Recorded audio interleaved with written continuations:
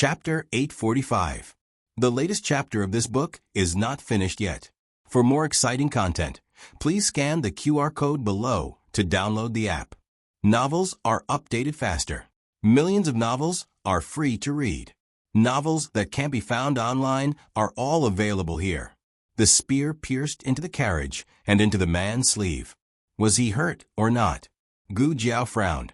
In the next second, a figure quickly approached Gu Jiao's back. The speed was unbelievably fast. Gu Jiao pulled out the red-tasseled spear and jumped forward. Black Wind King ran forward to catch Gu Jiao. Gu Jiao rode on horseback and looked at the cold, gleaming tip of her spear. There was no blood. She actually missed? This Chu Feipeng really lived up to his name. No wonder he could kill Jing Kong, who was already a young, immortal general. How dare you sneak attack my foster father? The one who spoke was the young swordsman who almost hurt Gu Jiao. His name was Zhaoan, and he was Chu Feipeng's foster son. He had just turned 20 this year. He rode on his horse and looked at Gu Jiao and Black Wind King indifferently. He said arrogantly, "I don't want your spear. I only practice swordsmanship. However, I do like your horse. After I kill you, your horse will be mine." Black Wind King's murderous aura was overflowing. Zhaoan smiled faintly. "I like your temper." Gu Jiao said, "It's no use even if you like it. It's not yours." Zhaoan didn't want to fight with Gu Jiao. He flew up and raised his sword to stab at Gu Jiao. "It'll be mine if I steal it. Kid, take this." Gu Jiao's spear swept out, changing from defense to offense, aiming straight for his waist. Zhaoan's eyes trembled. He quickly withdrew his killing move and dodged Gu Jiao's attack. Then, he raised his sword and chopped at Gu Jiao's head.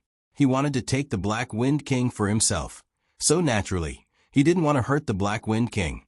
Therefore, he focused all his attacks on Gu Jiao's upper body. Gu Jiao vaguely felt that his moves were somewhat familiar, as if she had seen them somewhere before. It couldn't be in that dream. No, in the dream, Zhaoan didn't even have time to make a move. The two of them exchanged a few blows. Zhaoan's martial arts skills were higher than expected, but it wasn't too troublesome. Gu Jiao leaped up from the horse's back and did a somersault in the air. Then, with the red-tasseled spear in hand, she viciously hacked down at Zhaoan. Zhaoan's sword was split in half on the spot. Zhaoan stared at the broken sword in his hand in disbelief. How is this possible? He was the youngest swordsman in the Liang Kingdom. Gu Jiao did not care whether he was a swordsman or a slut. She once again thrust her spear towards Zhao in a domineering manner.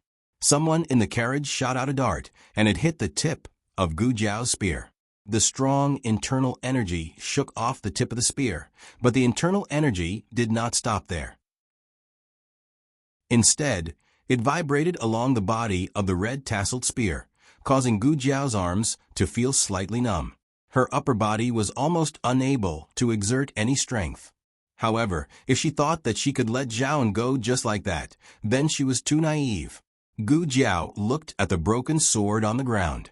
She stepped on it, and the sword was flipped over.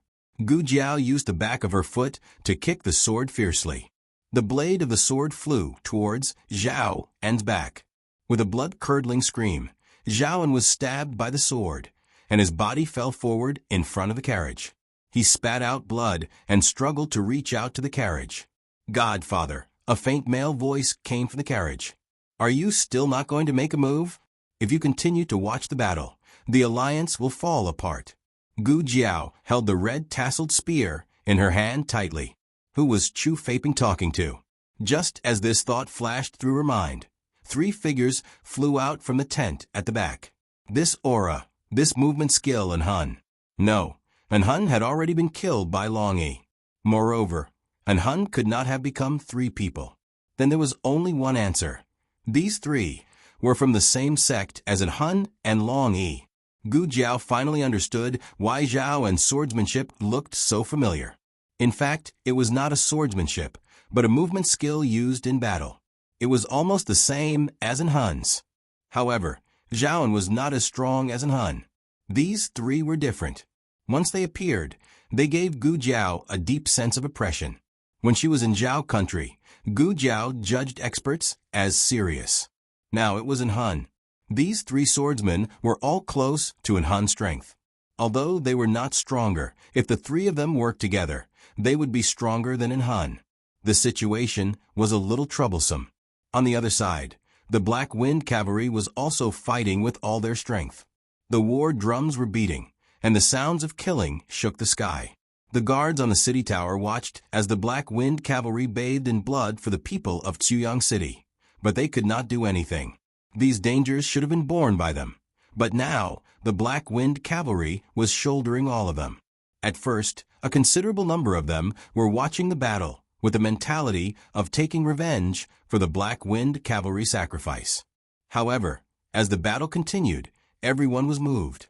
Only when they had seen death did they know how lucky they were.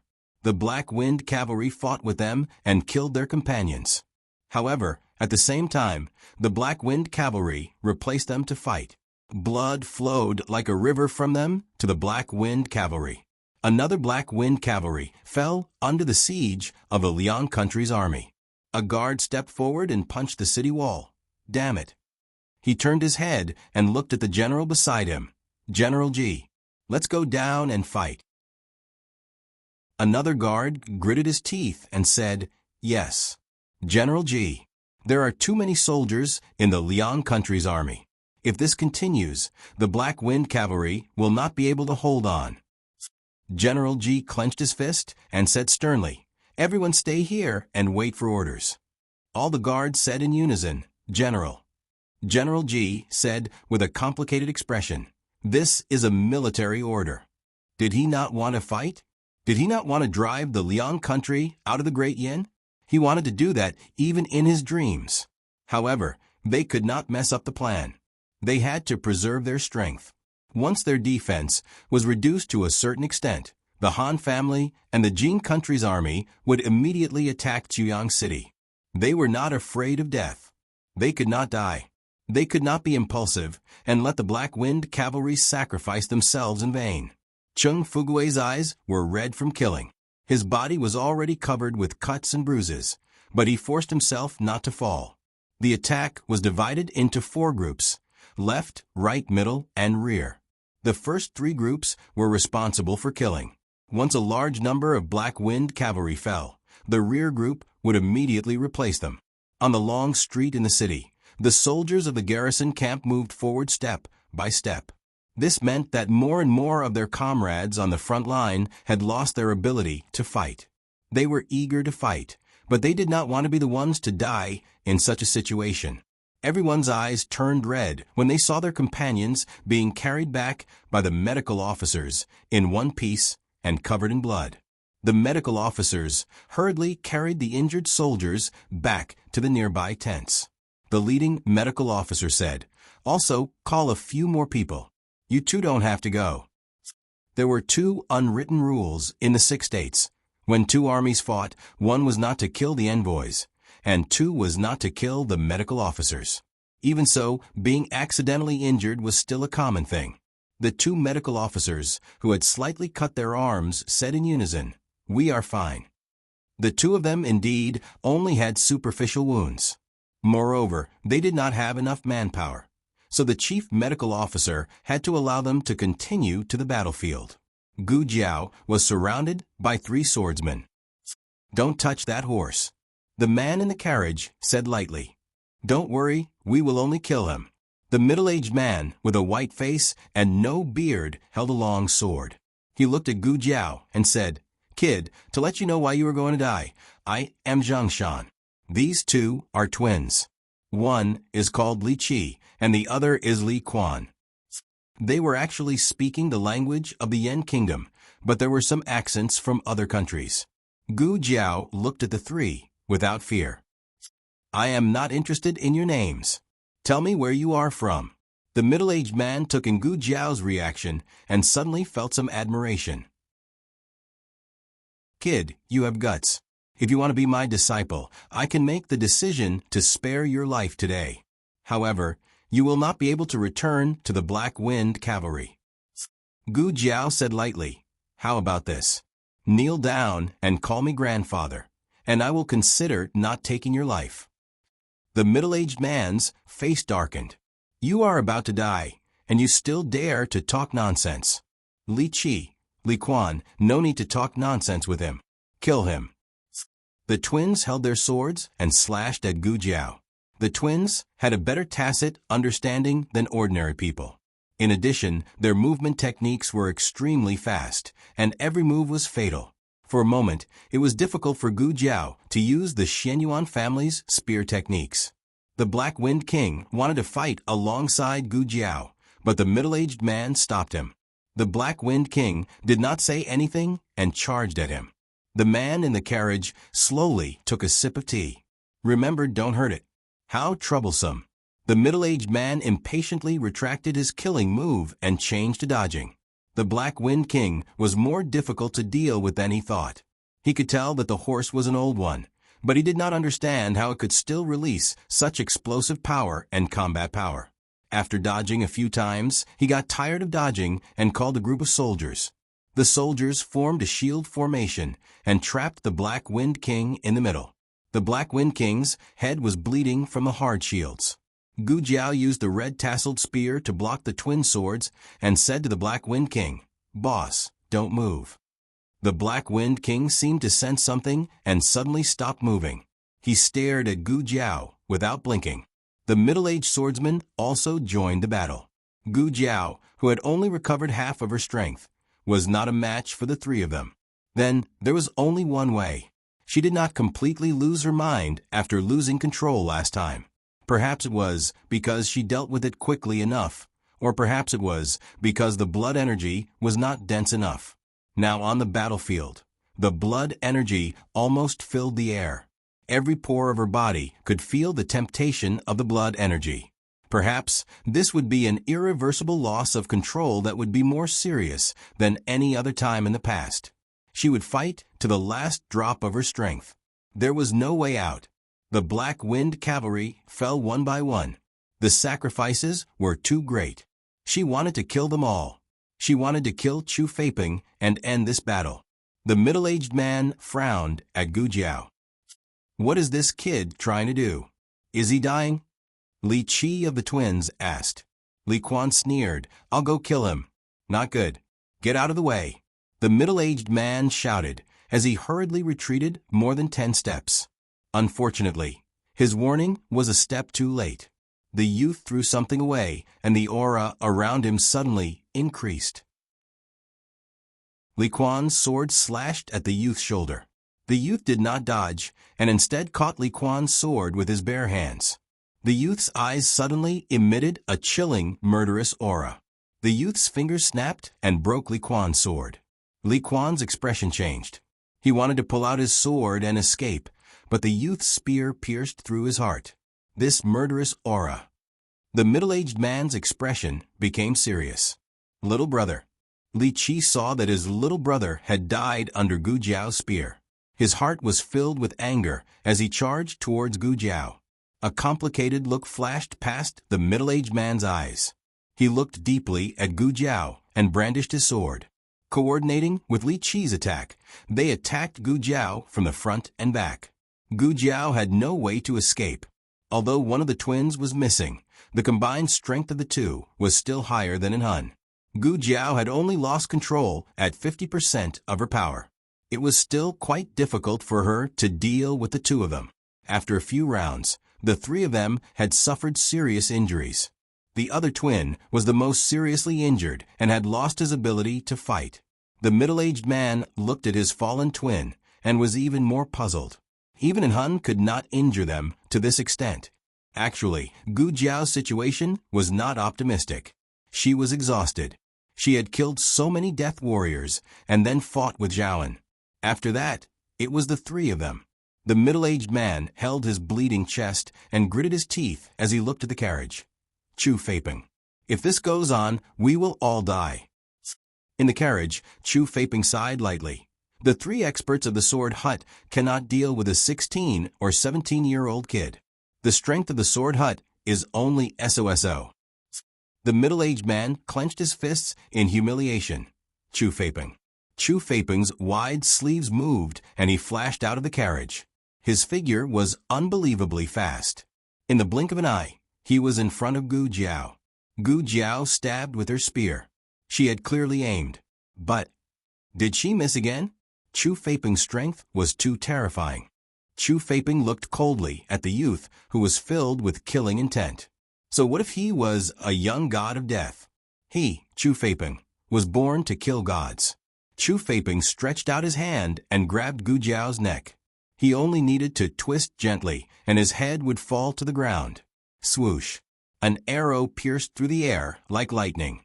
It made a whistling sound and hit Chu Feiping's wrist. He let go of his hand and flicked his sleeve to block the arrow. He did not expect the arrow to cut through his long sleeve. His eyes turned cold. Almost at the same time, a black-clothed youth descended from the sky.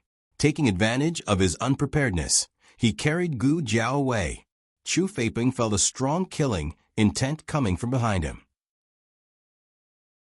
He coldly turned around and saw a large war chariot that had unknowingly arrived at the back of the army. On the war chariot, there was a muscular man dressed in silver armor. He was carrying a long blade, and one of his feet was casually stepping on the war chariot side. It was just a light step and did not make any sound, but it made people's hearts tremble. Chu Feiping frowned. The silver-armored man raised the long blade in his hand and arrogantly pointed it at Chu Feiping. Chu Feiping, touching my son. Son, have you asked my blade? Chu Feiping suspiciously asked, Who are you? The silver-armored man waved his blade and domineeringly said, I am Zhao Country's Marquis Xianping, Xiao Ji. Digression, the little chicken monkey is here. Do I have a monthly ticket? I really want to break through 5,000. The latest chapter of this book is not finished yet. For more exciting content, please scan the QR code below to download the app. Novels are updated faster. Millions of novels are free to read. Novels that cannot be found on the internet are all available here. https://www.zhbqg.com/89642_89642826/10573651. HTML Genius will remember this website's address in a second. www.zhbqg.com Bikuga mobile reading website. zhbqg.com. Chapter 846. The newest chapter of this book is not finished yet.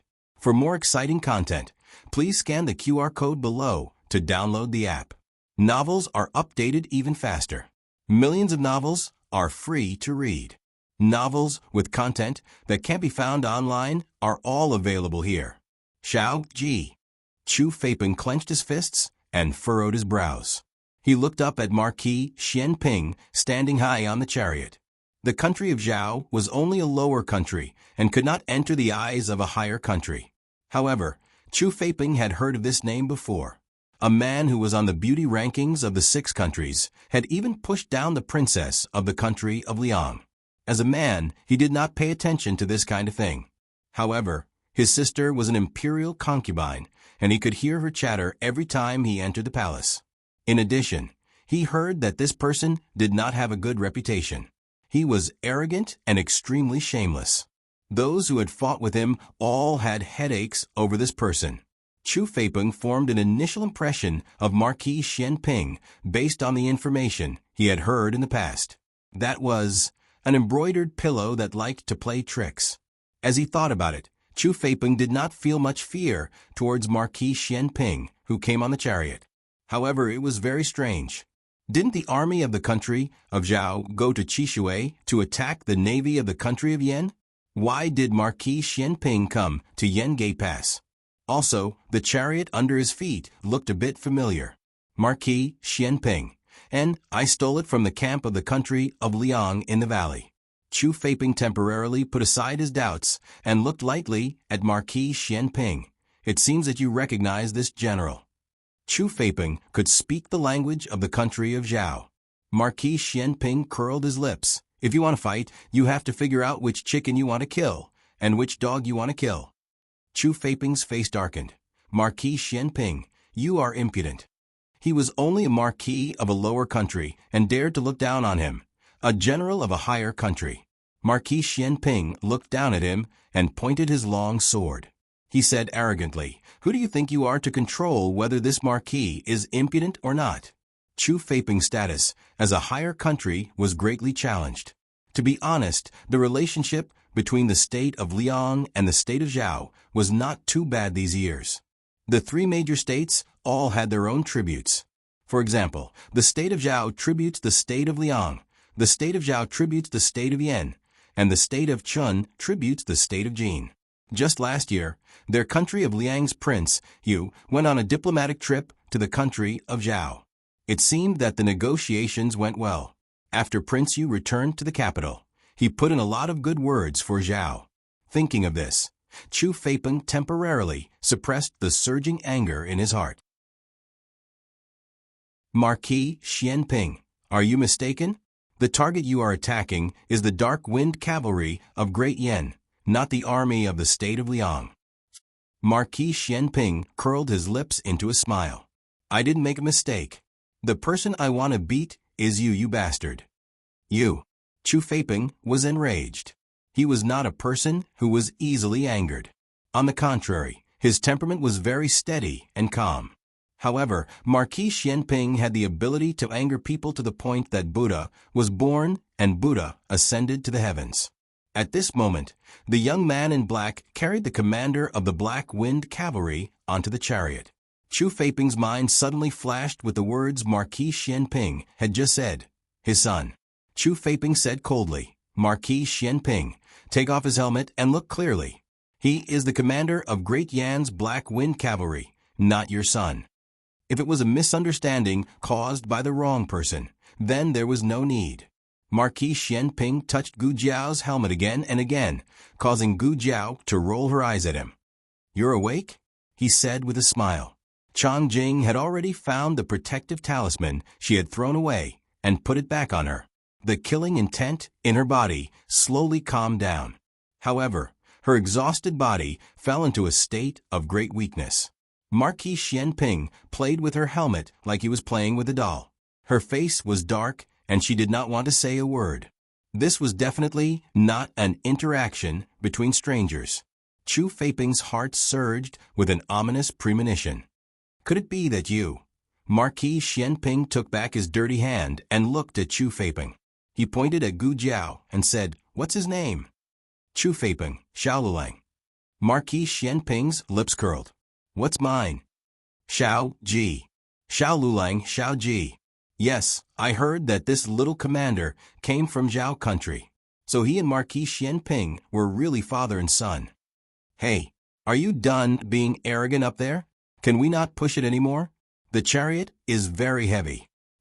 Suddenly, a man's voice came from behind the chariot. Chu Feiping narrowed his eyes. There was someone else. Gu Jiao turned her eyes and glanced at Marquis Xianping from the corner of her eyes. So this is how you got your awesome entrance? Marquis Xianping coughed lightly. Okay, let's stop here. Tang Yueshan shook the sweat off his forehead and used his qinggong. He jumped up with a tang bao and landed beside Marquis Xianping. He looked at Gu Jiao, who was supported by Chang Jing. You're badly hurt. Gu Jiao waved a finger to greet him. Hello, little henchman. Chu Feiping saw the big bao in Tang Yueshan's hand and knew that the arrow that pierced his sleeve was shot by this person. What a sharp archery. The bow in his hand was a 3-stone bow. Ordinary archers used 1-stone bows. Only some sharpshooters with amazing arm strength in the military camp used 2-stone bows. So, what kind of freak was this man to be able to draw a 3-stone bow? Tang Yueshan didn't notice Chu Feiping's look at him. He turned his head and looked behind the chariot. Hey Gu, why aren't you coming up? How long are you going to hide behind the chariot? Or do you want to push the chariot alone? Marquis Xianping gave Tang Yueshan a cold stare and used his qinggong to jump onto the chariot. Gu Jiao's eyes widened in an instant. At this moment, her mask was down, only revealing a pair of eyes that had regained their calmness.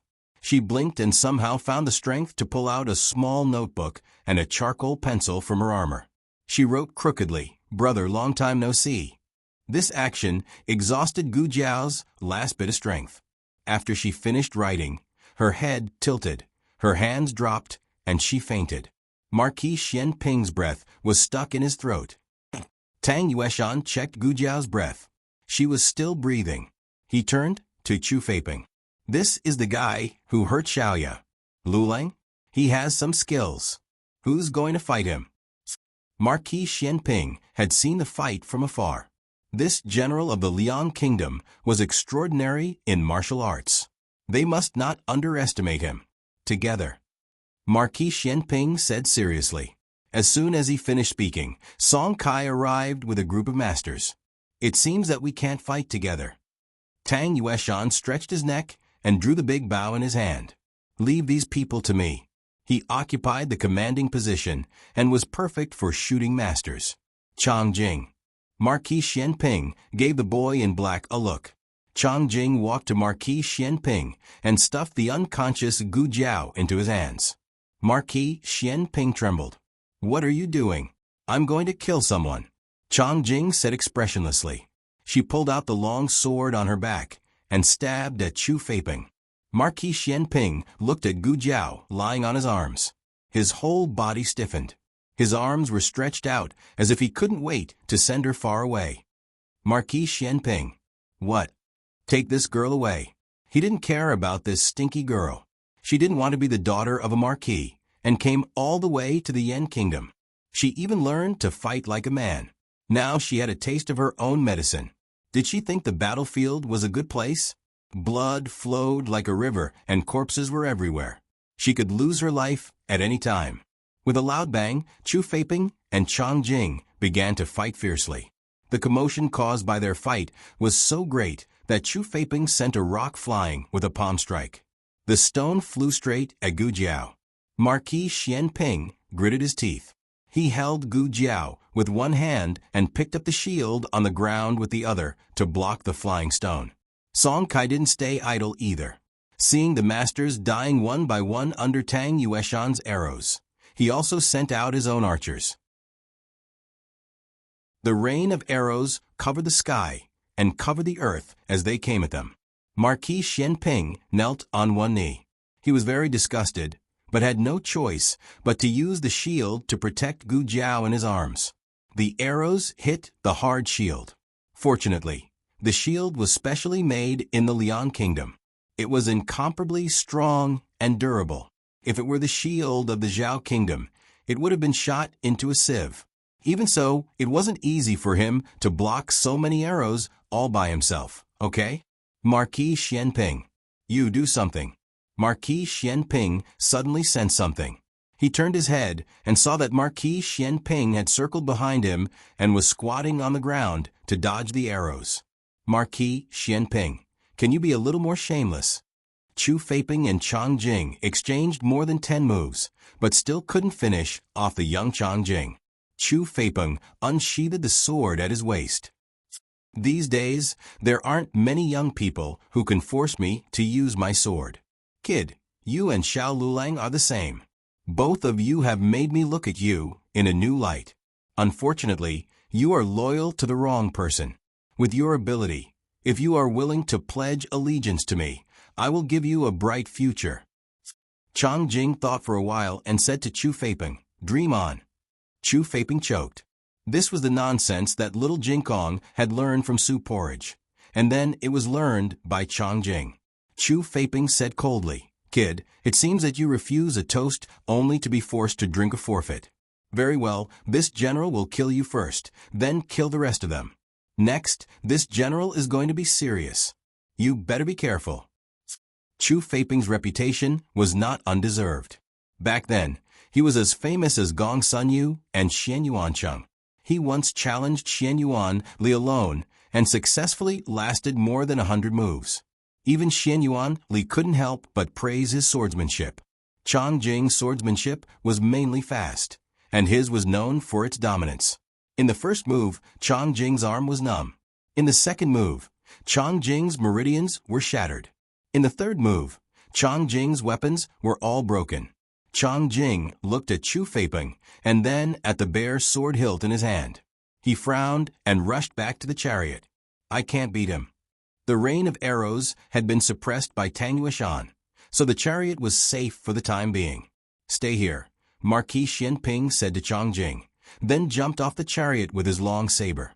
He held the long saber hilt and walked toward Chu Feiping step by step.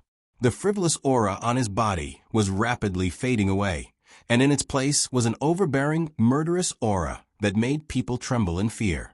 If the junior commander of the Black Wind Battalion was said to be a young killing god, then the person in front of them was the king of the netherworld from the 9-tier purgatory. His entire aura changed.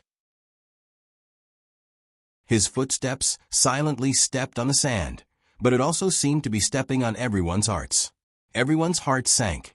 As he walked closer, the tip of his saber scratched the ground with a piercing sound. The dark clouds in the sky pressed down layer by layer, and the sky became gloomy. The west wind whistled, blowing sand and stones, making it difficult to open one's eyes. Marquis Xianping stopped 3 feet away from Chu Feiping. His long saber stabbed into the ground, sending 3 feet of stone flying. The surrounding Liangbing's heart trembled. Even Tang Yueshan's expression changed. Xiao Luo, was he going to be serious? Ever since Marquis Xianping's waist was injured, no one had seen him fight. Some said that his martial arts had been crippled, while others said that he could never return to his former strength. Many masters had come and gone by his side, and Chong Jing was the one who had been with him the longest. Only Tang Yueshan knew that Marquis Xianping would not be crippled so easily. That was because Marquis Xianping was the #1 master in the underground arena. The world only knew of the beauty rankings of the 6 nations, but did not know that this guy had slaughtered the entire underground arena of the Great Yen. He did not have the chance to fight with Xian Yuan Li, otherwise he would have a place among the generals who were as famous as Xian Yuancheng. After so many years, Tang Yueshan was very excited to see Marquis Xianping fight again. He clutched his chest.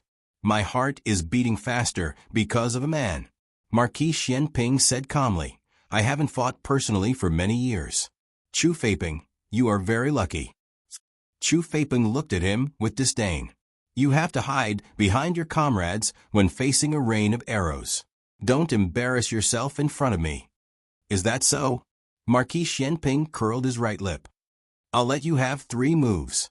I'll let you have 3 moves first. That's not necessary. I want to save face. Chu Feiping could not be bothered to talk nonsense with him. He waved his long sword and stabbed straight at Marquis Xianping's heart.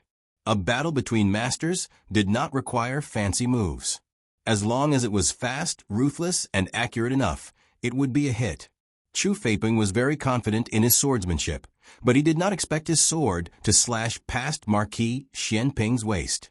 He missed? How was that possible? First move, Marquis Xianping said. Chu Feiping frowned and kicked at Marquis Xianping's lower body. While Marquis Xianping dodged in the air, Chu Feiping took his head with a backhand sword. But he missed again. Marquis Xianping moved his wrist and said casually, there is one more move. Chu Feiping said coldly, who asked you to let me have one move first? You can't hit me, so you're finding excuses for yourself. Good. Die. This move, Chu Feiping attacked Marquis Xianping's right arm. He had stabbed him. Just as Chu Feiping was about to celebrate his victory, Marquis Xianping's figure suddenly dodged. That sword naturally missed again. Chu Feiping found it unbelievable. Marquis Xianping held the saber in his hand. You have used your 3 moves. Now it's my turn. Chu Feiping said sarcastically, don't try to be mysterious. It's impossible for you to kill me. Is that so? Marquis Xianping drew his saber and slashed at Chu Feiping, but Chu Feiping blocked it with his sword. Is this all you have? Isn't it too weak? Chu Feiping froze. Marquis Xianping's saber was a pair of sabers. At the instant Chu Feiping blocked it with his sword, Marquis Xianping quickly drew his other saber and stabbed Chu Feiping in the chest. The latest chapter of this book is not finished. For more exciting content, please scan the QR code below to download the app. Novels are updated at a faster rate. Millions of novels are read for free. Novels with content that can't be found online are all available here. https://www.zhbqg.com/89642_896422826/10571366. HTML Genius memorized this website's address in a second. www.zhbqg.com Biku Pavilion's mobile reading website. zhbqg.com. Chapter 847. The latest chapter of this book is not finished yet. For more exciting content, please scan the QR code below to download the app. The novel was also updated at a faster rate. Millions of novels were read for free. There are all kinds of novels that can't be found online here. Chu Feipeng lowered his head in disbelief and looked at the long saber that had pierced his chest. He did not expect Xian Ping Ho to be so fast, nor did he expect that it was actually a pair of sabers. Tang Yueshan's heart raced. What the F***CK? Actually, it wasn't too appropriate to call it one move. Strictly speaking, the 3 moves that Marquis Xian Ping Ho gave Chu Feipeng should also be counted. Although he didn't seem to attack, he was actually observing. There was no such thing as a free reward in this world, and there was no such thing as an easy victory. It was all about tempering one's troops and preparing one's horses. From the moment Chang Jing and Chu Feipeng exchanged blows, Xian Ping Ho began to observe and analyze Chu Feipeng's moves. But that was from afar, and it was inevitable that he would miss out on some details. Thus, he allowed him to make 3 more moves, closely watching the details of every move he made. Although it seemed like he had only taken the initiative to attack once, he had already exchanged more than 100 blows with Chu Feipeng in his mind when they were on the war chariot. Tang Yueshan said in admiration, "Old Xiao, you're amazing." Marquis Xian Ping Ho said very pertinently, "Chu Feipeng is not weak. He lost so quickly because he underestimated his opponent." Tang Yueshan felt that what Marquis Xian Ping said was reasonable. But why did it sound so unbelievable when such humble words came from Marquis Xian Ping's mouth? Marquis Xian Ping sighed in all seriousness. If he wasn't so careless, he might have been able to last 1 more move against me. Tang Yueshan was speechless. You can only choose between your dignity and your life, right? Hiss, Marquis Xian Ping suddenly sucked in a breath of cold air and bent down. He used one hand to support himself on the ground with a long saber, and the other hand to support his waist. This Marquis waist, the corner of Tang Yueshan's mouth twitched. Can you be more handsome than 3 seconds? Marquis Xian Ping said bitterly. What are you standing there for? Come down and help me up. Tang Yueshan pursed his lips and was about to jump down from the chariot when he saw Chu Feipeng, who was lying in a pool of blood, pick up the sword on the ground and thrust it at Marquis Xian Ping's back. Marquis Xian Ping was tormented by his waist injury and was caught off guard. It was too late for Tang Yueshan to react. The long sword had already stabbed out. He turned pale with fright and shouted, "Old Xiao!" Below the city wall, the Liang army and the Black Wind cavalry were still engaged in an intense battle.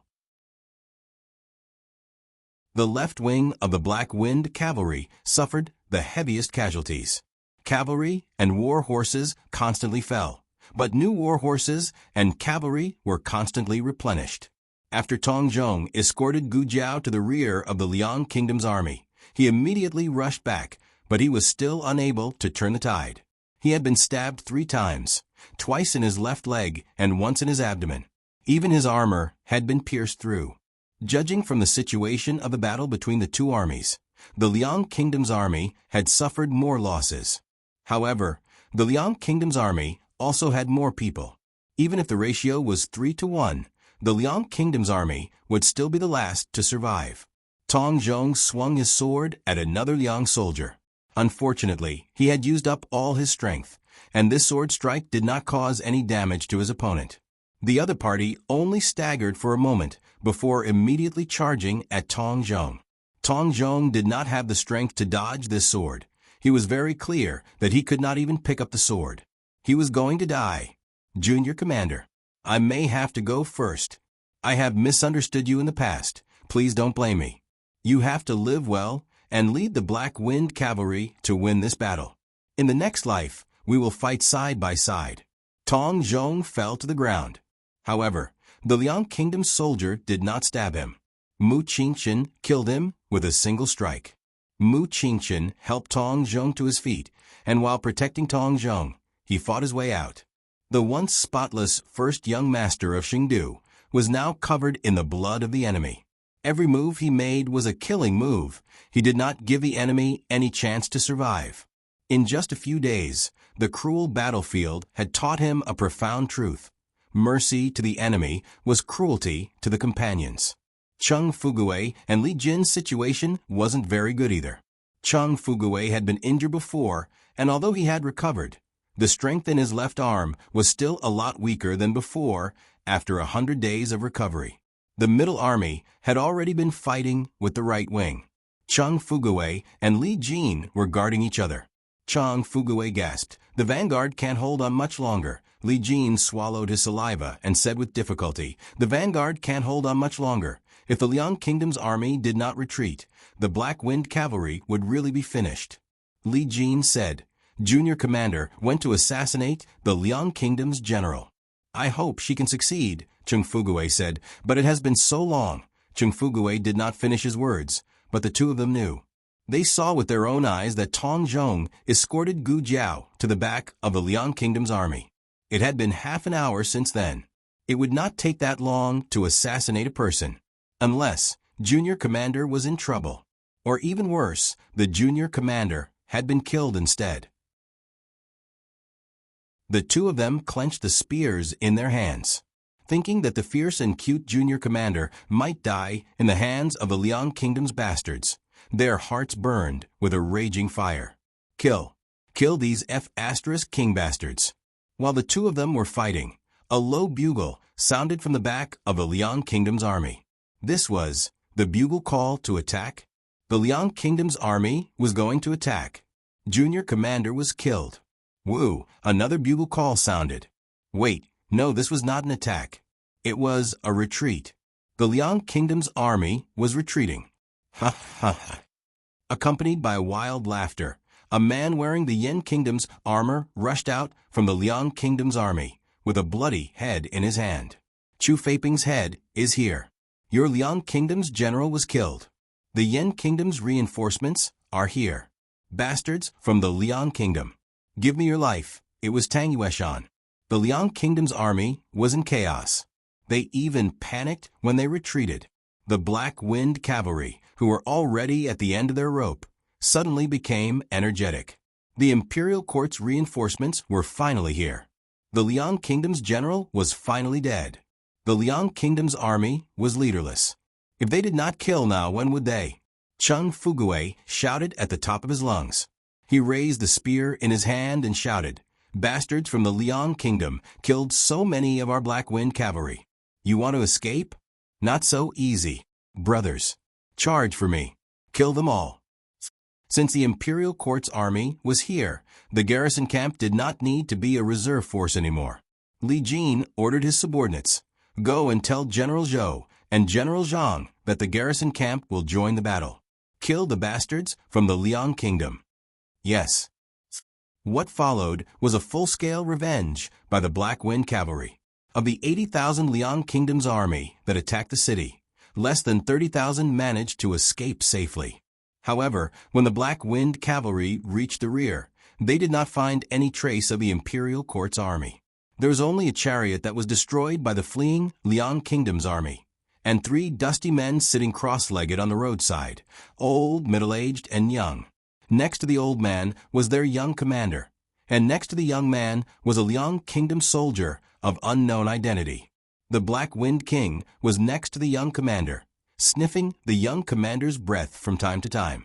The young commander was still alive, but unconscious. Along the way, the young commander was alert and vigilant. He did not even relax when he was sleeping. However, they did not know if it was an illusion, but at this moment, the young commander seemed to be sleeping very soundly beside these people. They did not have the heart to disturb him. After a while, one of the cavalrymen said weakly, What's going on? Aren't they Great Yan's reinforcements?"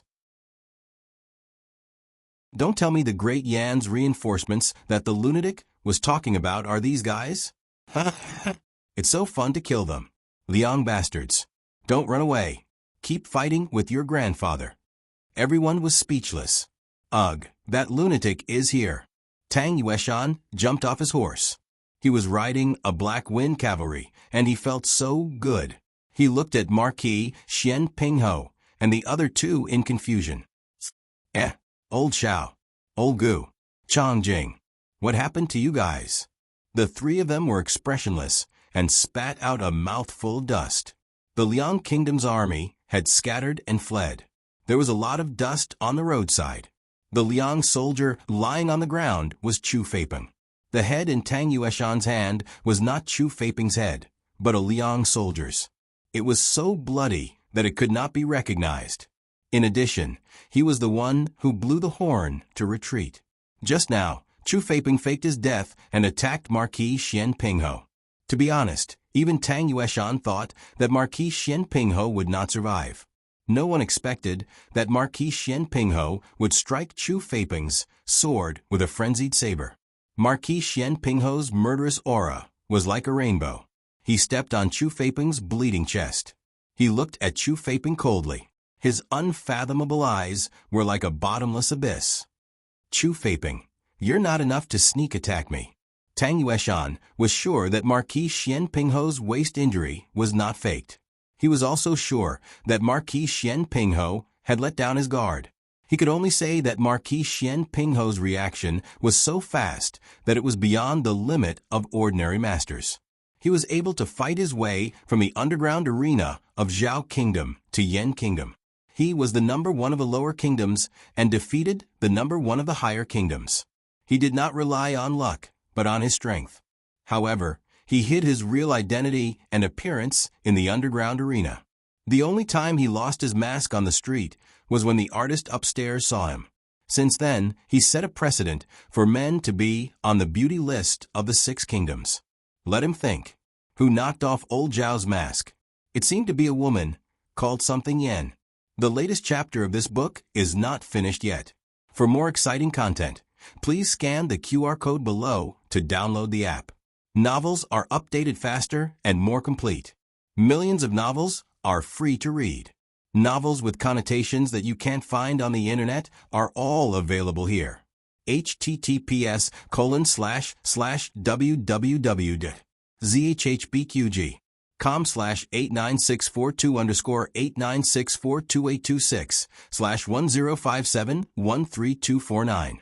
HTML Genius memorized this website's address in 1 second. www.zhbqg.com Bikaj mobile reading website. zhbqg.com.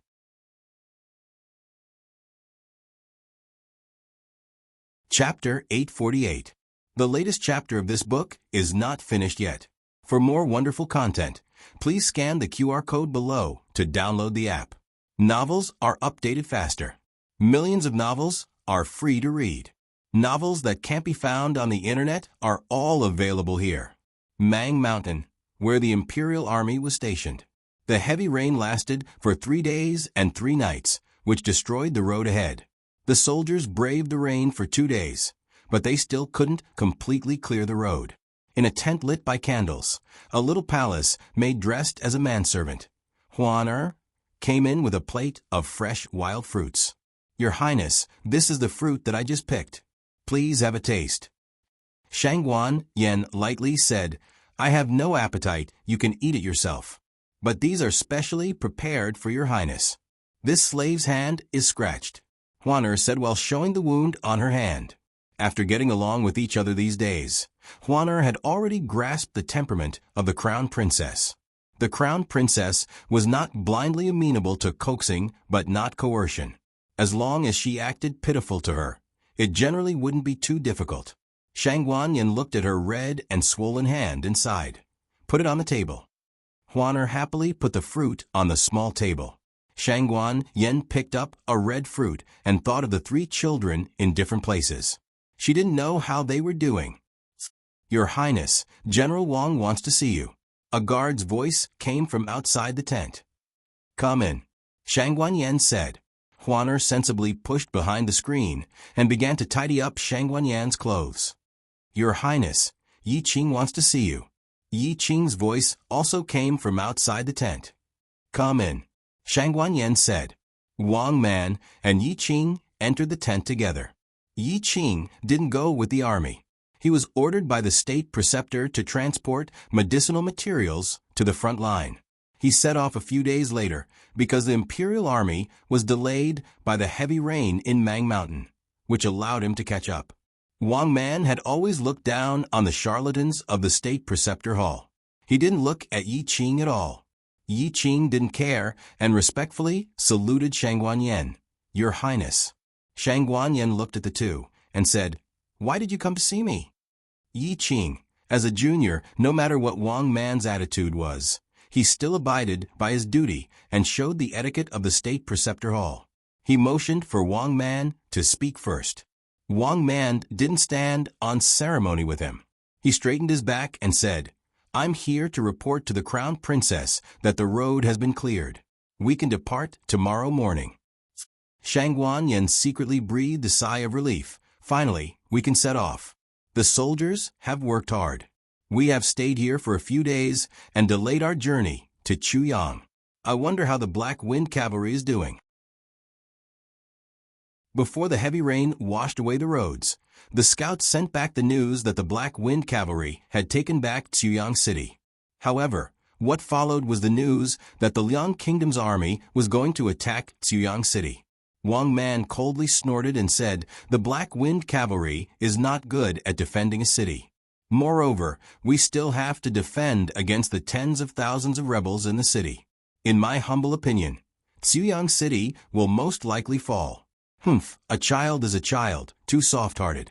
He should have killed all of the rebels when he captured them to prevent future troubles. What was the point of seizing it? If the Nangong family were to raise their arms, the rebels in the city would definitely cooperate with the Liang Kingdom's army. What a waste of the Black Wind Cavalry's military strength. They're all going to die in that brat's hands. Yi Qing coldly glanced at Wang Man. General Wang, did you personally go to Chuyang City to see, or did you go to the battlefield? What you said is clear and logical. If Chuyang City is successfully defended, will you kneel down and call the Black Wind Cavalry's commander Big Brother? Yi Qing has always had the image of a gentle senior brother. He treated people gently and politely, and rarely showed such a thorny side. In Shang Guanqing's words, I can give you face, but you can't not know it in your heart. Wang Man opened his arms. If he can defend it, then why not let him be the great general of the West? Under normal circumstances, when the crown princess heard this, she should have come forward to stop it. General Wang, what are you talking about? You are the most senior elder, and your experience in leading troops is unparalleled. The position of the great general is yours. How can you give it to a fledgling brat? The reality is, the crown princess looked at Wang Man in surprise and helplessly said, Since the great general said so, then, this one will be the witness. Wang Man. Shang Guanyan looked at Yi Qing again. Yi Qing, why are you looking for me? Yi Qing cupped his hands and said, Originally, I wanted to say that if the road is blocked tomorrow, I will take a detour first, but it's okay now. Shang Guanyan nodded and looked at the rainy night outside the tent. I really want to reach Chuyang City soon. Chuyang City.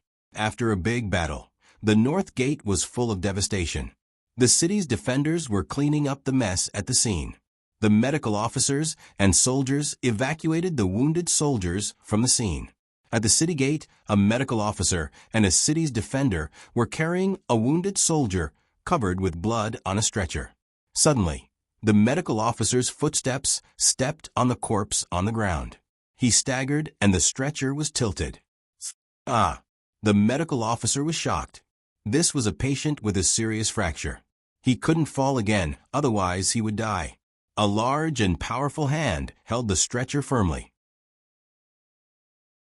The defender looked up and respectfully said, General Ji Pingchuan, the North Gate's defender. Thank you, General G. The medical officer from Chengdu heard the defender call him General G, so he also called him General G. General G slightly nodded. Are you okay? It's okay. The medical officer lifted the stretcher again and entered the north gate with the soldiers. Not long after, another group of people came to the scene. Ji Pingchuan turned around and bowed to the leader, Lord Chang. Although they were both generals, the ranks of the two were not the same. Sun Takashi was the leader of all the defenders and the commander of the border. Sun Takashi dismounted from his horse and looked at the bloody scene. He frowned and asked, "What's the situation? How did the Liang kingdom retreat?" Ji Pingchuan said, "The imperial court sent for reinforcements." For? Sun Takashi was shocked. He wasn't surprised by the small number of reinforcements, but that they were able to make the 80,000-strong Liang kingdom retreat. Ji Pingchuan explained, "They helped Commander Xiao to mess up the rear of the Liang kingdom's army and cut off Chu Feiping's head. They even sounded the retreat horn without permission. The Liang kingdom's army was in a panic when their commander was killed, so their morale dropped. It was really the Liang kingdom's commander sounding the retreat horn, so they all retreated. The Black Wind cavalry chased after them and killed many of their soldiers." Could it be done like that? What kind of shameless tactic was that? Sun Takashi didn't know what to say. The cowardly ones starved to death, while the bold ones were stuffed to death. What did it mean to fight a battle to the death? This was it. The success rate of this plan was less than 10%. If it was Sun Takashi, he definitely wouldn't be able to do it. Firstly, he couldn't kill Chu Feiping. Secondly, how did he come up with the idea of sounding the retreat horn? "How's Commander Xiao?" Sun Takashi asked. Ji Pingchuan said, "He's injured," so he went back to the camp for treatment. In the commander's tent, Gu Jiao was lying unconscious on the cold and hard bed. The old duke and a medical officer were also in the tent. The medical officer didn't know the old duke. He only heard from the soldiers that he was a reinforcement sent by the imperial court. The medical officer went to remove Gu Jiao's armor. The old duke frowned. "Wait." The medical officer was shocked by the stern voice. He quickly retracted his hand and asked in a daze, "Sir, what's the matter?" The old duke looked at Gu Jiao indifferently and asked in a deep voice, "Is there a female medical officer?" The medical officer said, "Yes." The old duke didn't allow any refusal, called a female medical officer to apply medicine on him. The medical officer was stunned. Why would a male medical officer need a female medical officer to treat him? The old duke's expression was frighteningly cold. The medical officer didn't know that he wasn't an official of the imperial court and thought that he was a trusted aide of the crown princess. He didn't dare to offend him, so he hurriedly called a female medical officer over. The female medical officer was also very puzzled as to why she was sent to take care of the young commander. Her medical skills weren't bad, but she had little experience and was a woman. It was very difficult for her to be put in an important position. When she entered the tent, the old duke came out. The female medical officer made a terrible assumption. But when she saw that the young commander was indeed unconscious and couldn't have done anything to any woman, she became even more puzzled. "So why did you call me?" The female medical officer was puzzled as she removed the young commander's armor. When she used a pair of scissors to cut open his blood-soaked clothes, she was completely stunned. Gu Jiao slept soundly and didn't wake up until the evening of the third day. When she opened her eyes, the female medical officer was changing the dressing on her arm. Her eyes subconsciously flashed a trace of cold vigilance. The female medical officer was so frightened that her hands trembled and the medicine fell. "I've seen you before. You're the accompanying female medical officer." The vigilance in Gu Jiao's eyes dissipated. She sat up and said, "How long have I been asleep?" The female medical officer picked up the medicine and said in a frightened voice, 3 days. Gu Jiao said, "It's been so long. How's the battle situation?" "The army of the Liang Kingdom has retreated. They suffered heavy casualties. They shouldn't attack the city in the short term," the female medical officer said and glanced at Gu Jiao's clothes. Young commander. You, Gu Jiao followed her gaze and looked down. Oh, her clothes were open. The wound on her chest had been treated and wrapped with thick gauze. It seemed that her identity as a female had been exposed. As if guessing Gu Jiao's thoughts, the female medical officer hurriedly said, I didn't tell anyone. The dignified old general forbade her to spread the news. He even said that if she dared to leak a word, he would kill her with a knife. Thinking of that person, the female medical officer's eyes lit up. Young commander, the old general has been guarding the door of the tent these days when you were in a coma. He didn't allow anyone to come in. I'll tell him that you're awake. As she spoke, she walked around the screen to the door of the tent. She lifted the curtain that the old general had thickened. However, she didn't see the old general. The female medical officer scratched her head. It's strange. He has been here for the past few days. Old Gu, are you going out? Tang Yueshan had just returned from a stroll on the black wind horse when he saw the old duke dressed as a merchant. It seemed that he was going out. The old duke said, I'm going to Puqing to inquire about the news. Puqing was a city of the Great Yan that had been captured by the Jin state. It was less than 100 miles away from Tsuyang City. It would take 2 days to get there on horseback. Tang Yueshan raised his eyebrows in surprise. You're finally willing to help? Didn't you say you didn't want to get involved? Don't blame me and old Shao for dragging you here by force. The old duke took a few steps forward and looked at the bright moon in the gray sky. He said seriously, let's make it clear first. I'm not doing this for the Yen state or that girl. It's you two who acted on your own and got the Zhao state involved in the war between the Shan kingdoms. It's impossible to play it safe. The Jin state and the Liang state are on good terms with each other. The Jin state won't let the Zhao state go. We can only fight with our backs against the wall. After he finished, he didn't wait for Tang Yueshan's response and turned around. He saw that Tang Yueshan had already led the horse to the front.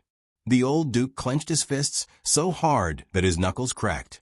So I've said so much for nothing? Since when did these two become so infuriating? Gu Jiao was seriously injured, but her recovery speed was amazing. After lying in bed for 3 days, she was fine. When everyone heard that the young commander had woken up, they were so happy that they couldn't wait to visit her in her tent. However, they were stopped by the medical officers. Gu Jiao called Advisor, who had asked him about the casualties of the Black Wind Battalion. Advisor, who sighed. We were all prepared to sacrifice ourselves. Thanks to your father. My father? Gu Jiao was confused for a long time before she remembered that she had seen Marquis Xianping before she fainted. The father, Advisor, who mentioned should be Marquis Xianping. This was a fierce battle. Sacrifices were inevitable. However, compared to the total annihilation, most of the Black Wind Battalion soldiers were saved. Advisor, who said regretfully, Chang Fugui, Li Jin, and Tong Zhong are seriously injured. They may not be able to participate in the following battles. What about Mu Qingchen? Gu Jiao asked. At the mention of this, Advisor, whose expression turned serious. Young Master Mu's performance was very surprising. His growth speed was very fast, and he was no longer the pampered young master of an aristocratic family who would vomit after killing people. He was brave and decisive on the battlefield, killing countless soldiers of the Liang Kingdom and saving many of his Black Wind cavalry comrades. Chang Fugui was also saved by him. He was also slightly injured, but it was not a big deal. Gu Jiao nodded secretly. Mu Qingchen had also become stronger. That was great. In that dream, Mu Qingchen did not encounter the Liang state. He directly faced the Jin state army. Because he could not bear to kill, he missed the opportunity to escape. He was surrounded by the Jin army and was shot dead by Gong Sunyu. Mu Qingchen would not be merciful now, would he? If he encountered such a predicament again, he would definitely be able to kill his way out. Gong Sunyu's arrow would not have a chance to hit him, right? His ending would also be rewritten, right? Gu Jiao washed up and dressed neatly. She went to see the Black Wind King first. The Black Wind King had been guarding outside her tent for the past few days. The horse trainer had treated the Black Wind King's injuries. Its head was wrapped in white gauze, making it look very pitiful. Gu Jiao touched its neck. The Black Wind King sniffed Gu Jiao's breath. Horses were very sensitive. They could tell whether a person's injuries were serious from their breath. "I'm fine," Gu Jiao said. The Black Wind King was probably relieved. It slowly lay down on the ground. It was also very tired. However, it did not dare to rest until Gu Jiao woke up. It was just like how it did not dare to grow old before the battle was over.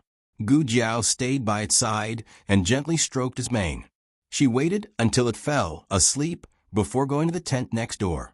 Her old father, Marquis Xianping, lived in this tent.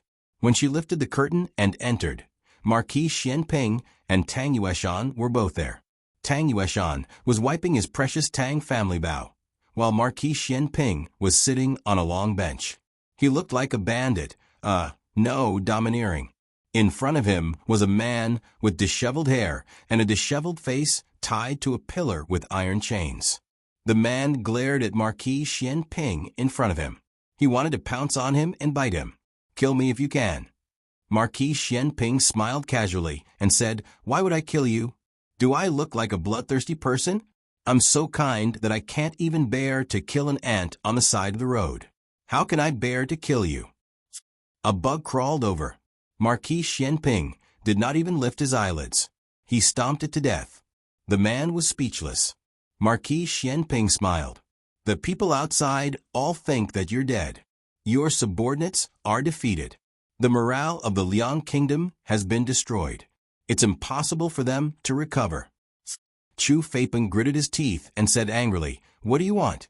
Marquis Xianping rubbed his hands. "I've been a little short of money recently. I wonder what price the king of the Liang Kingdom will pay to redeem you.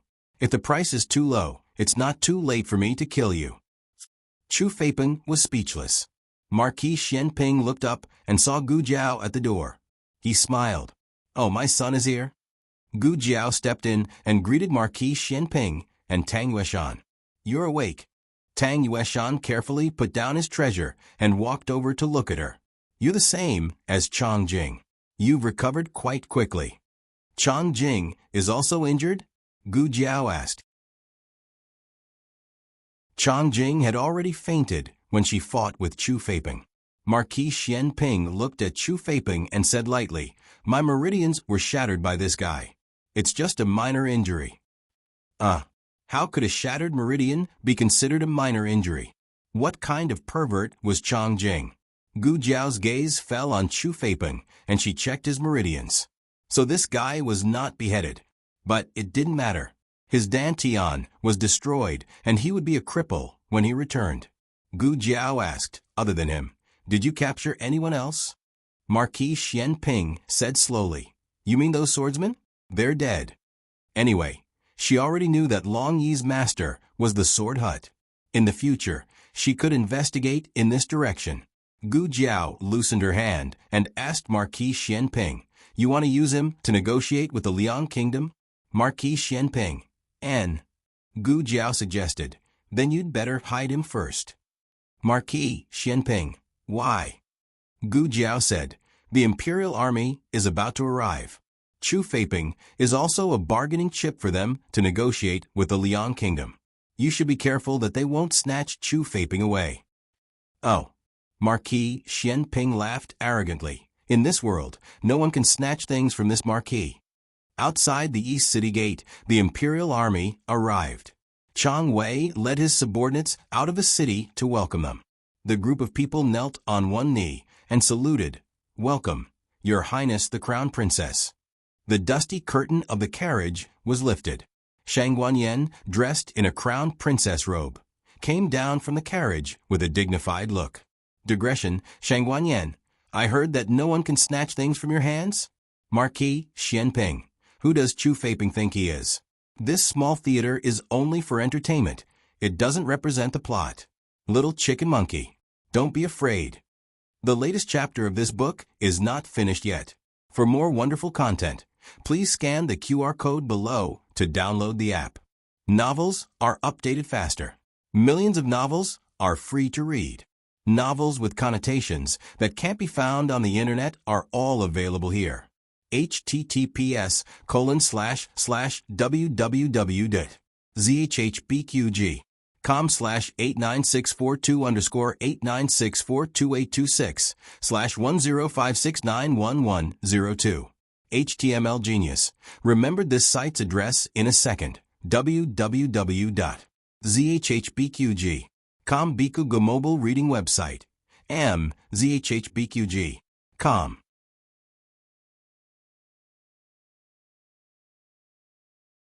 Chapter 849. The latest chapter of this book is not finished yet. For more exciting content, please scan the QR code below to download the app. Novels are updated faster. Millions of novels are free to read. Novels with content that can't be found on the internet are available here. It was late, and there was only a thin moonlight at the city gate, but it was enough for Shang Guanyan to recognize that the people who came to pick her up were not Gu Jiao and the Black Wind Cavalry. She took 2 steps forward, stared at the man at the front of the line, and said, "Raise your head." Yes. Soon Takashi raised his head and looked at the noblest woman in Great Yen. Shang Guanyan was tired, but there was no sign of tiredness between her brows. Her beautiful face was calm and dignified, and her behavior was dignified and decent. She exuded the aura of royalty. Soon Takashi only took a glance and quickly lowered his eyes. Shang Guanyan said unhurriedly, "You are General Tsun Takashi. When I was young, I saw you in the military camp of Xianyuan family." Tsun Takashi didn't know if he should be flattered or feel guilty. He was now clear about the crimes of Nangong family. And as a confidant of Nangong family, even if he didn't directly participate in the persecution of Xianyuan family, he had indirectly helped the tyrant and committed a lot of crimes. Especially not long ago, he led his troops to fight Black Wind Cavalry, which was tantamount to a blatant betrayal of the imperial court. He didn't know how the crown princess would deal with him. He had thought it over. No matter what, he deserved to be punished. But his subordinates were just following orders. They were innocent. If necessary, he would use his life to atone for his crime. He only hoped that the crown princess would not vent her anger on the Tsuyang garrison. Shang Guanyan took 2 more steps forward, reached out her hand, and bent down slightly to help him up. "General Tsun Takashi, you have worked hard to defend the city. Please get up." Tsun Takashi was stunned. He looked at Shang Guanyan in disbelief. Her beautiful face didn't have the slightest cunning of playing politics. She was sincerely praising him. Although Shang Guanyan didn't know what happened in the city, but looking at Tsun Takashi's attitude, he didn't seem to be in cahoots with Nangong family. In other words, Tsun Takashi was very likely to have been taken in by her daughter-in-law. It would be best if they could make peace. Her dear daughter-in-law would be the one to suffer if she was attacked from both sides. Moreover, the war was imminent. No matter how serious Tsun Takashi and the rebel army's crimes were, it was not appropriate to punish them just like that. It was better to let them redeem themselves and serve the imperial court well. The generosity of the crown princess made the ugliness of the Nangong family even more apparent. Tsun Takashi felt even more guilty. He did not dare to stand up and knelt down on one knee again. "Your Highness, I'm guilty," Shang Guanyan said softly. "Whether it's a crime or not, let's talk about it later. The ground is cold. You get up first. Let your soldiers get up too." The words "the ground is cold" made the eyes of the soldiers turn sour. The officers and soldiers did not expect that the crown princess would still care about them. A strong emotion welled up in their hearts. This was not an era where people were judged by their appearance, but Shang Guanyan, as a woman, had a beauty that could cause the downfall of a country. Men who did not know how to be brave would be willing to go through water and tread on fire for her. In addition, she had a noble status, a broad mind, and a heart that cherished the world. At this moment, everyone felt that the person they were waiting for was not Great Yan's crown princess, but their god. They were willing to fight for their god, even if the war was difficult, even if there were tens of thousands of people. They would still go forward. Wang Man dismounted from his horse and walked toward the city gate. His gaze fell on Tsun Takashi and the others, and he could not help but frown. Aren't you the rebels of the Nangong family? Where are the Black Wind Cavalry? Did they all die in the battle? These words were very unpleasant. What do you mean by rebels? The crown princess said that they were meritorious officials. They were the regular army of the imperial court. Tsun Takashi said in a neither servile nor overbearing tone, so it's General Wang. The Black Wind Cavalry has set up camp in the city. Because we just won a battle a few days ago and inflicted heavy losses on the Liang family, this general boldly asked my brothers to rest in the camp. I will go out of the city to welcome the crown princess. His words were very clear. First, not only did the Black Wind Cavalry not die in the battle, but they also won a beautiful battle. Second, the Black Wind Cavalry had a very good relationship with the defending army. They could even call each other brothers. Third, he did not like people looking down on the Black Wind Cavalry. Although they were enemies in the beginning, the Black Wind Cavalry used their blood to win the respect of the defending army. This was the strongest military force of the Yan Kingdom, and they would not accept any rebuttal. Wang Man did not pay attention to the defense of the Black Wind Cavalry in his words for the time being. He was extremely shocked. Who did you say won the battle? What battle did they win? Tsun Takashi puffed up his chest and said solemnly and proudly, the North Gate was deliberately destroyed. The Black Wind Cavalry used their flesh and blood to build the city. 20,000 of them fought the 80,000 soldiers of the Liang family. Not only did they behead the Liang family's General Chu Feiping, but they also lost 50,000 soldiers of the Liang family. Wang Man's jaw almost dropped to the ground. What did you say? Chu Feiping is dead? Chu Feiping was the Liang family's divine general, the spiritual leader of the Liang family. With him around, there was no battle that they could not win. When Wang Man first heard that Chu Feiping was the commander of the army, even he felt that it was very troublesome. On the way here, Wang Man racked his brains to think of a way to deal with Chu Feiping, who knew that before he could even use his fist, Chu Feiping's head fell to the ground. Impossible. No one can kill Chu Feiping. Shangguan Yen thought in her heart, could it be Jiao Jiao? Except for her, no one should have the courage to behead Chu Feiping. But thinking of Chu Feiping's strength, Shangguan Yen broke into a cold sweat for Gu Jiao. She didn't know if she was injured. In the presence of outsiders, Shangguan Yen restrained her worry about Gu Jiao. She revealed a gratified smile. When I first came to Tuyang, I heard the good news. I'm very happy. If Imperial Father knows about it, he will definitely be very happy. This time, we were able to repel the Liang army, not only because of the Black Wind Cavalry, but also because of General Chang's help in defending the city. Tsun Takashi cupped his fist and said, this humble subject is ashamed. This humble subject didn't help much in the battle against the Liang family's army at the North Gate. This humble subject doesn't dare to claim credit. However, the 4 experts sent by Her Highness the Crown Princess played an outstanding role in the battle. Our army is like a god. Shangguan Yen was slightly startled. I didn't send any experts to Tuyang. This time, it was Tsun Takashi's turn to be surprised. Aren't they sent by Her Highness the Crown Princess? But they claim to be the Imperial Court's reinforcements. They also have a handwritten letter from Her Highness the Crown Princess. After saying that, Tsun Takashi took out a warm letter from his arms and raised it above his head to present it to Shangguan Yen. After presenting it, he suddenly felt that he was too abrupt. Shouldn't he give it to the palace maid? If a rough man like him touches something, won't it dirty the crown princess's hands? But which one is the palace maid? Huaner was standing next to the crown princess, dressed like a little eunuch. No wonder he didn't recognize her. Shangguan Yen personally took the letter. Tsun Takashi was secretly relieved. At the same time, he was a little nervous and excited. The crown princess has an incomparable noble temperament, but she doesn't put on a high and mighty air. She is really an approachable crown princess. After Shangguan Yen opened the letter and read it, She was also confused. It's my handwriting, but I don't remember writing this letter. There's also my personal seal on it. What the hell is going on? Right, there's also this. It says that it's your keepsake. Soon Takashi pulled out a token and handed it over to Her Highness, the Crown Princess. Shang Guanyin held it in her hand and looked. Wasn't this the bank's token that she had given Xiao Hong before leaving? If there wasn't enough money for travel, take it to the bank to get some money. So it was like this? Aheng had come?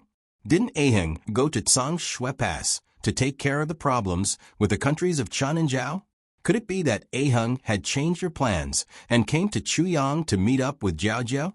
This sort of possibility was not impossible. Soon Takashi did not hear about the eldest grandson. Looking at it like this, Aheng had concealed her identity and came over. That's also true. The eldest grandson was on his way to Shui Pass. Of course, he could not openly appear in Chuyang City. Forget it, what was she blindly guessing for? When she saw Aheng in a bit, wouldn't everything be clear? Shang Guanyin was impatient to see her son. She could not wait to march over with the army.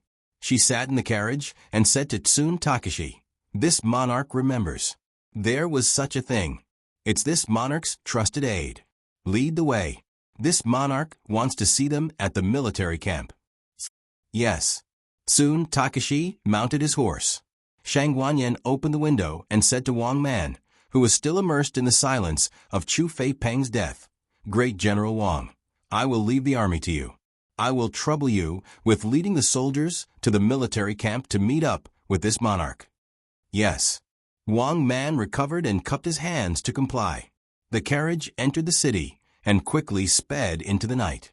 Shang Guanyin took a deep breath and squeezed her fingers.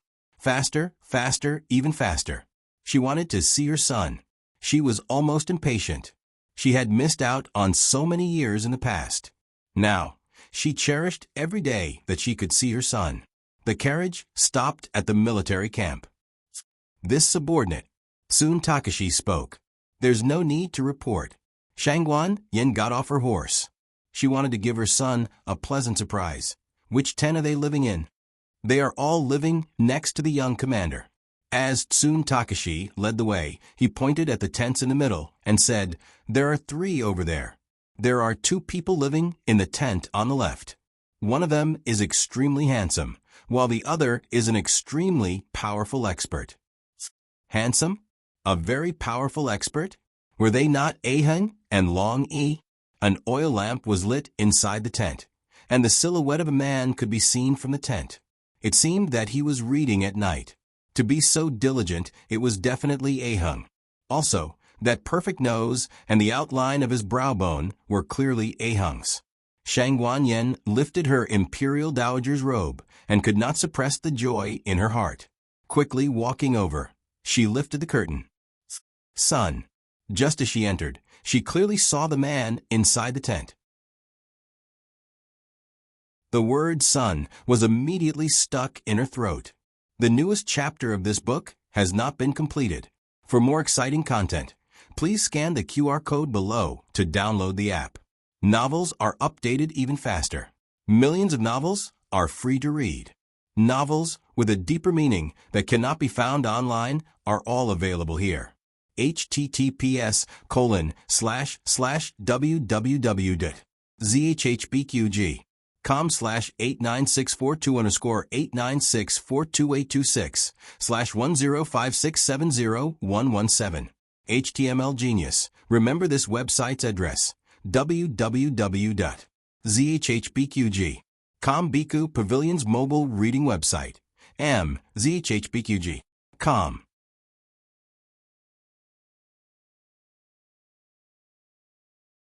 Chapter 850. The latest chapter of this book is not finished yet. For more exciting content, please scan the QR code below to download the app. Novels are updated faster. Millions of novels are free to read. Novels that can't be found on the internet are all available here.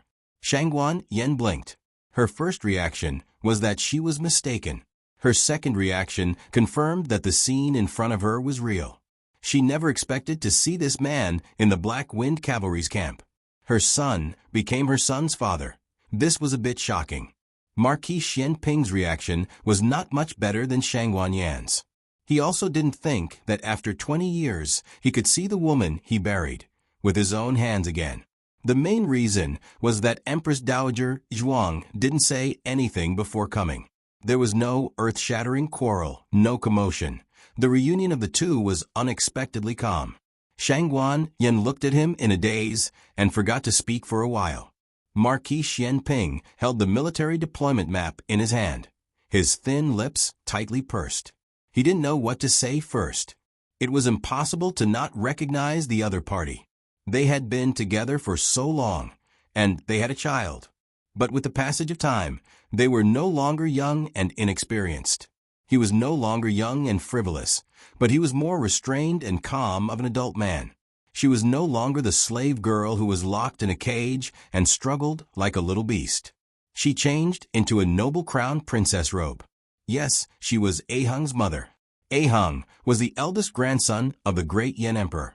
Wasn't she the great Yen crown princess? If he didn't experience it himself, who could imagine that the slave girl he redeemed from the underground martial arts arena was a little phoenix in distress? Marquis Xianping's mood suddenly became a little complicated. Empress Dowager Zhuang must have done it deliberately. She deliberately didn't say that Shang Wanyan would come here, deliberately catching him off guard. The Empress Dowager was really ruthless. She took revenge for the disaster at sea. Marquis Xianping had always been shameless, but in this situation he was actually a little. Forget it, it's good that she came. He wanted to ask her why she faked her death to escape and why she took away his son. That. Shang Wanyan took the lead to speak, but before she could finish, Tang Yushan rushed in. He lifted the curtain and laughed loudly. Old Xiao, go out and do something. After staying in the military camp for so long, grass was about to grow on his buttocks. Once I'm done, I'll go to that Fengyue brothel for a drink. Didn't you say the girls there were pretty? Marquis Xianping, can you shut up? Tang Yueshan slung his broadsword over his shoulder and said sternly, but I just heard that your old flame is coming. Don't let her find out that you've been drinking with girls. Women can be very scary when they're jealous.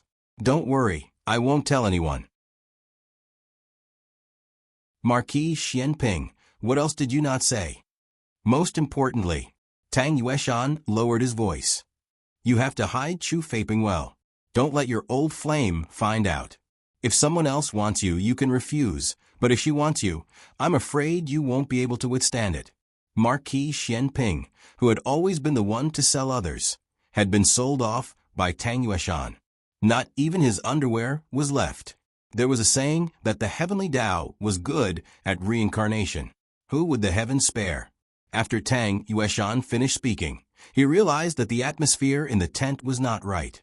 He looked behind the curtain and saw the crown princess in a royal blue python robe. Tang Yueshan was stunned for 3 seconds. Someone seems to be calling me. I'll leave first. After that, Marshal Tang, who had poked the hornet's nest, decisively withdrew from the scene of the large-scale social death. The atmosphere in the tent was even weirder than before. Shang Wanyan originally wanted to apologize for leaving without saying goodbye that year, but her eyes suddenly became dangerous. Do a job? Are you going to rob the people of Yen Dynasty and sleep with the girls of Yen Dynasty?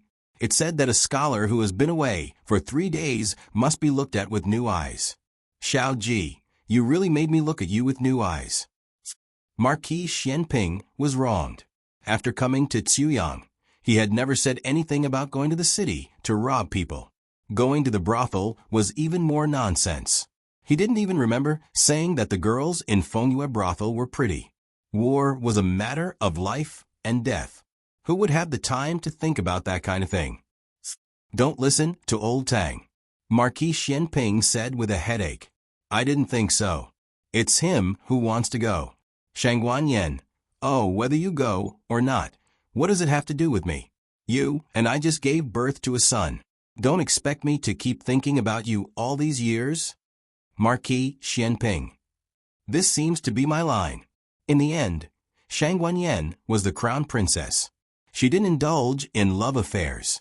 What, my son's father is going to visit the brothel, so I, as an old flame, have to drink a jar of vinegar, and so on.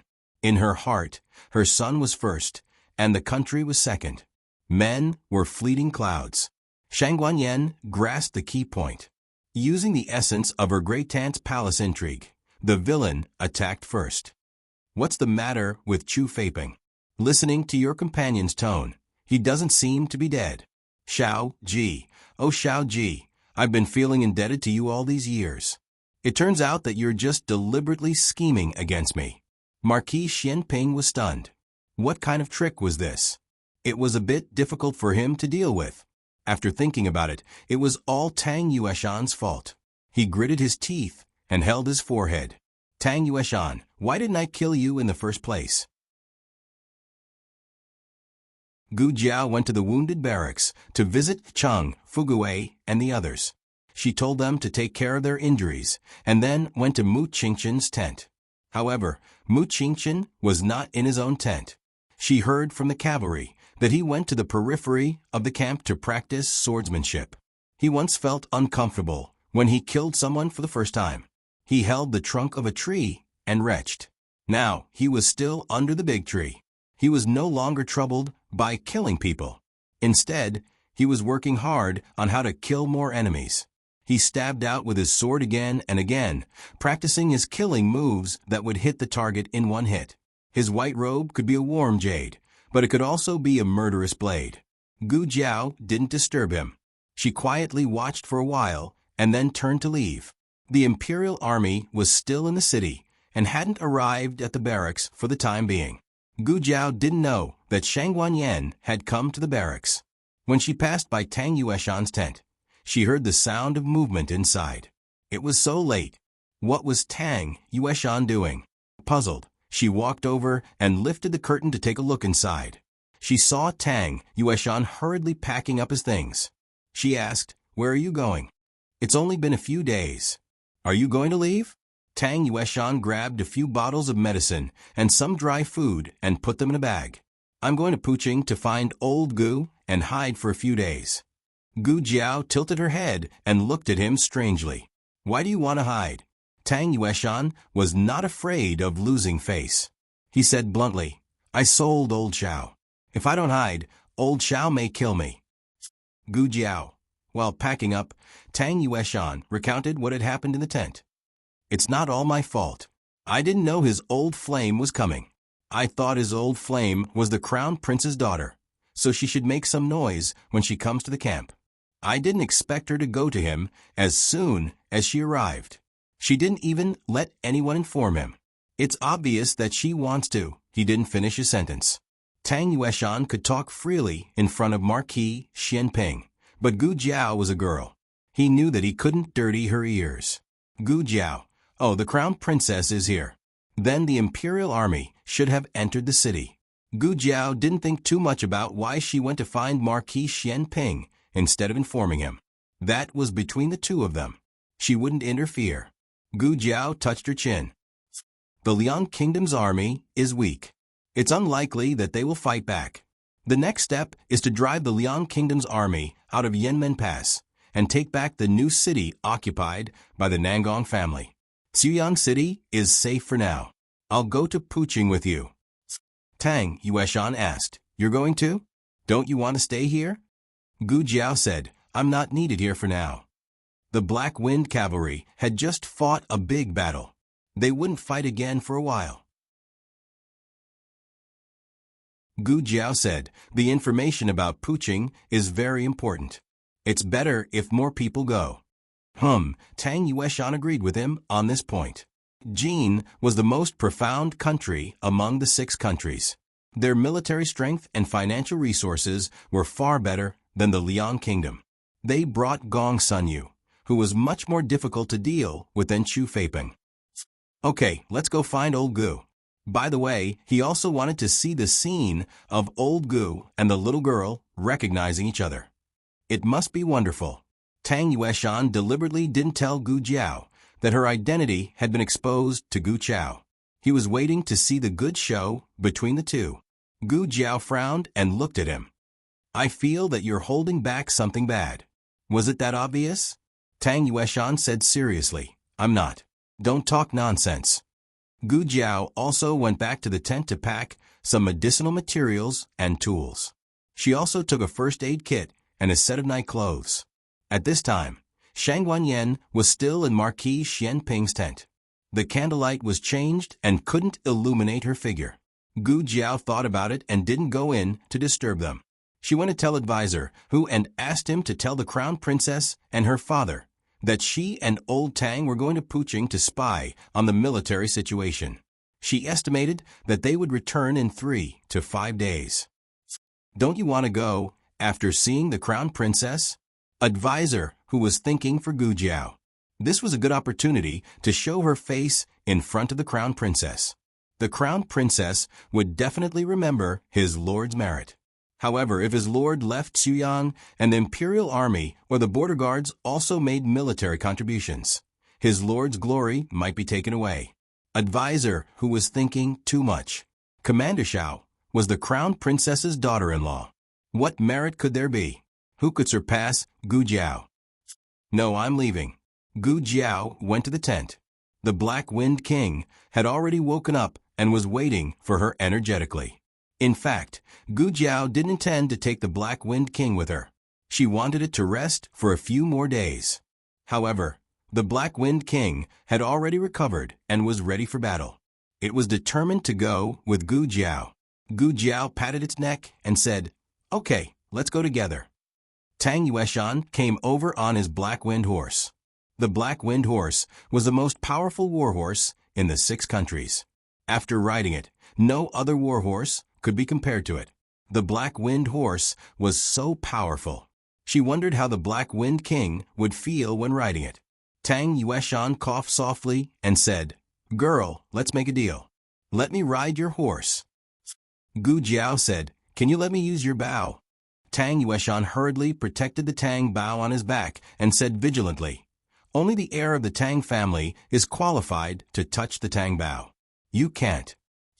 Gu Jiao ignored him and mounted her horse.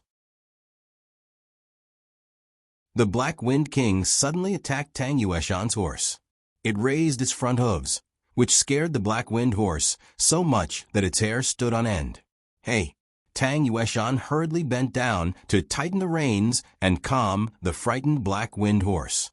Gu Jiao elegantly raised her hand and touched the Tang bow on his back. "Here, I touched it." Tang Yueshan was speechless. One big and one small galloped into the night. They left Xuyang City in the middle of the night and headed in the direction of Pu City. Gu Jiao knew a shortcut that would take them to Puching before dawn. However, Puching was occupied by the Jin army. It was not easy to sneak in. The two of them had to disguise themselves, and so did the 2 horses. At least, they couldn't let people know that they were the powerful Black Wind King and Black Wind Horse. Girl, will this really work? In a forest near the city gate, Tang Yueshan was smearing mud on the 2 horses under Gu Jiao's command. Gu Jiao was busy combing the Black Wind King's mane. Of course, the messier the mane, the better.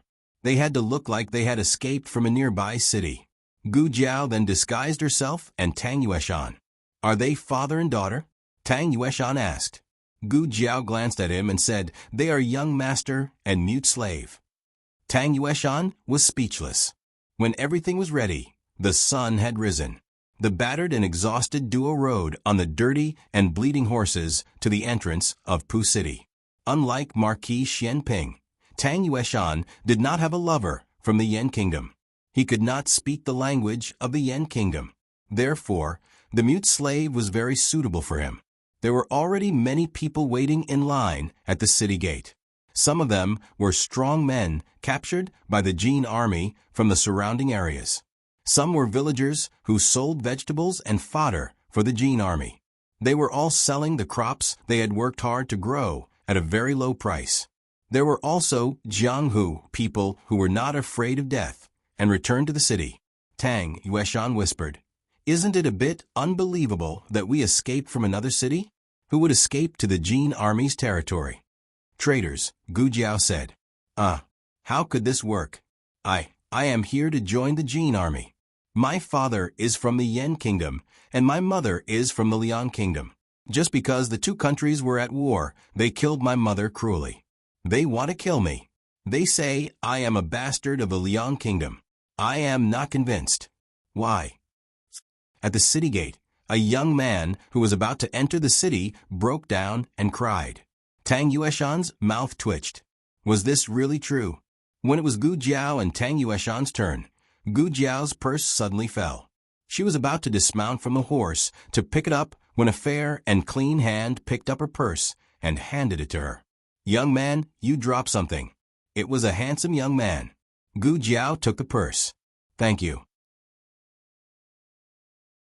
It was a birthday gift from her great-aunt before she left. She had been carrying it with her. The young man smiled.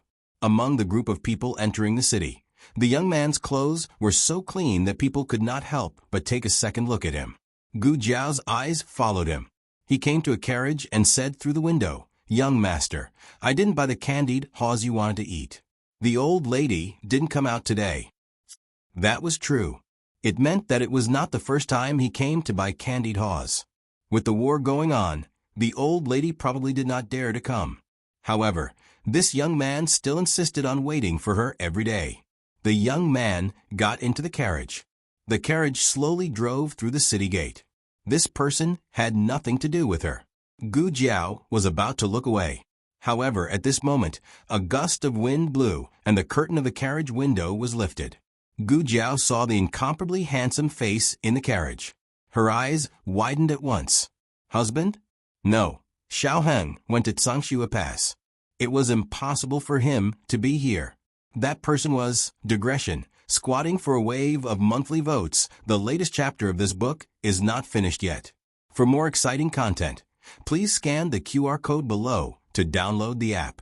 Novels are updated faster and more complete. Millions of novels are free to read. There are all kinds of novels that you can't find online. https://www.zhbqg.com/89642_8964286/1056686643. HTML Genius memorized the website's address. www.zhbqg.com Bikaj mobile reading website. zhbqg.com.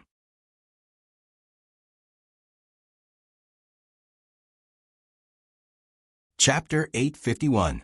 For more exciting content, please scan the QR code below to download the app. The novel will be updated more quickly. Millions of novels will be read for free. Novels with content that can't be found on the internet can be found here. What are you looking at? Tang Yueshan pulled Gu Jiao's sleeve, indicating the space in front of the horse. It's time to move forward. There was a large space in front of them, and the people in the line behind were impatient. Although they didn't want to enter the city, they can earn more money if they enter later. It's better to finish early and go home to rest. Gu Jiao said, "Nothing, I'm just looking around." Black Wind King took a few steps forward. At this time, the carriage had successfully passed the checkpoint at the city gate. The reason why it was smooth was because Gu Jiao found that the guard seemed to know the owner of the carriage and let him in without checking. There is only one person in the world who looks like my husband. But wasn't he arranged by Shangguan Yen to take refuge in a safe place? In order to not let him slip out, Shangguan Yen gave the guards a strict order. Of course, Gu Jiao felt that Shangguan Yin may not know her son's character very well. Even Wang Su could be fooled like that. The strange thing was, why was he at the border? And he looked like he was doing well in Pooh City? What's going on? She didn't think she was wrong, but she also didn't think that guy had a reason to appear in the Jin Army's territory. Both situations were unreasonable. What are you muttering about? Tang Yueshan whispered. You're so weird this early in the morning. Is it because the crown princess came and reminded you of your little husband? The crown princess was Xiao Heng's mother. It was normal to think of her when seeing her. Gu Jiao turned to look at him. How do you know that the crown princess is Xiao Heng's mother? Tang Yueshan didn't hide it. Empress Dowager Zhuang and the old chancellor said it. Otherwise, who would dare to think about such a big secret? Speaking of which, old Xiao is really lucky. I also know that he saved the female slave from Yen country. Gu Jiao asked curiously, "How do you know?" Tang Yueshan blurted out, "I was there." Gu Jiao Tang Yueshan's expression changed. "Oh no, I let it slip." "Sigh, forget it, forget it. Since I've already leaked it, there's no harm in leaking more." Tang Yueshan heaved a long sigh. "It's a little complicated. Do you think it was old Xiao who brought the crown princess back from the barracks? There are a few military prostitutes in the barracks, and one of them is an outstanding beauty. The subordinates don't dare to enjoy her for themselves, so the first thing they think of is to offer her to their boss?" Needless to say, Gu Jiao did make such a guess. Actually, no. Tang Yueshan waved his hand. In fact, Xiao Ji did not bring her back from the military camp. He brought her back from the underground dojo. At that time, the experts from the underground dojo from the Six Nations had gathered. Xiao Ji was not the number one of the Six Nations. The number one of the Six Nations had taken a fancy to that female slave and wanted to snatch her away. The female slave asked for help from Xiao Ji. Xiao Ji was a hero who could not resist the charms of a beautiful woman, so he challenged the number one. The result was, as one could imagine, the number one was beaten badly. At that time, Xiao Ji was not as strong as he was later. The price he had to pay to defeat the number one of the Six Nations was huge. He always thought that Xiao Ji had sent her away after playing with her. After all, Xiao Ji had always been a man who walked among thousands of flowers, but not a single leaf stuck to him. Who would have thought that the two of them had a child? However, Xiao Ji probably didn't know that when Shangguan Yan was locked in the cage of the underground dojo, she didn't casually ask him for help. As early as in the Great Yen Kingdom, Shangguan Yan had knocked off Xiao Ji's mask. Shangguan Yan saw Xiao Ji's face. He still remembered the little girl's stunned expression. My name is a Yan. Who are you?" Xiao Ji was seriously injured in the last duel. His 5 senses were damaged, so he didn't see or hear clearly. He didn't speak, just expressionlessly picked up the mask on the ground and put it on. Then he walked away without looking back. The young girl Shangguan Yan stared at Xiao Ji's back for a long time. "That look, it's the same as when I look at my sister-in-law," Tang Yueshan added in his heart. After listening to Tang Yueshan's words, Gu Jiao was surprised. It turns out that the number one of the underground dojo in the capital is Marquis Xianping. No wonder he was always elusive. Ever since his waist was injured, he had never gone to that place again. Thinking of something, Gu Jiao asked again, "Are you also in the underground dojo?" Tang Yueshan straightened his back. Cough almost. "Gu Jiao, pay attention to your identity." Tang Yueshan's face darkened and his body bent a little. "What was your rank?" Gu Jiao asked again. Tang Yueshan laughed. "I didn't participate in this boring duel." Gu Jiao squinted at him. "It seems that your rank is very low. Hey, do you have to look down on me like that? I said I was too lazy to duel." If it weren't for the occasion, Tang Yueshan would have exploded on the spot. He made a gesture. The third. In the underground dojo of the Zhao Kingdom, only the top 3 were qualified to go to the Yen Kingdom. "Who's the second?" Gu Jiao asked. Tang Yueshan snorted. "Who else could it be? But I know who they are, but they don't know who I am. This is my ability, Gu Jiao. So Gu Chongqing defeated you to get the qualification to go to the Yen Kingdom." Tang Yueshan. "That's because I let him win. I knew he was Gu Chongqing." Gu Jiao curled her lips. "Hindsight." Tang Yueshan glared. "I'm telling the truth." In the end, Tang Yueshan didn't have a chance to prove himself because it was their turn. "We came from Tsuyang City. My grandfather is a businessman of the Jin Kingdom. My whole family was imprisoned by them.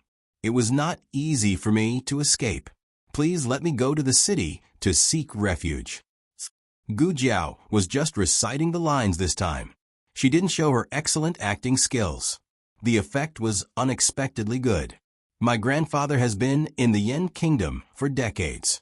I was born and raised in Tsuyang City. I don't speak the Jin language well, As Gu Jiao spoke, she took out a bag of silver and gave it to the guard. The two entered the city. It's not as strict as I thought. Is it because the Jin army is not disciplined and the defense is loose? Or is it because the Jin army is not afraid of spies in the city? Gu Jiao thought while looking at the scene in Puching. Pu City was a much larger and more prosperous city than Chuyang City. Its population was twice that of Chuyang City, and the amount of taxes it paid to the imperial court every year was 3 times that of Chuyang City. However, what Gu Jiao saw now was not what a large city should look like. The doors of the shops were closed, the streets were empty, and the signboards were torn to pieces by the Jin army. The city was bleeding. Let her go. You bastards. Let her go. Let her go. A woman's sobs and curses came from a shop not far away. She hugged the leg of a Jin soldier tightly. The soldier and his companion were dragging a beautiful and well-dressed little girl. The little girl was already half dizzy and had no strength to resist or cry. She could only let the 2 soldiers drag her into the alley. Judging from her clothes and jewelry, she was the daughter of a rich family. In the past, she was the center of attention. However, Puching had become the territory of the Jin army. Her identity and status were not worth mentioning. It had been like this since ancient times. Jin Jun kicked the woman away and dragged the little girl into the depths of the alley with his belt. Who knew how many of these things had happened in places that they had not seen? Gu Jiao held the reins tightly. She was very angry. These Jin soldiers really made her angry. War is like this.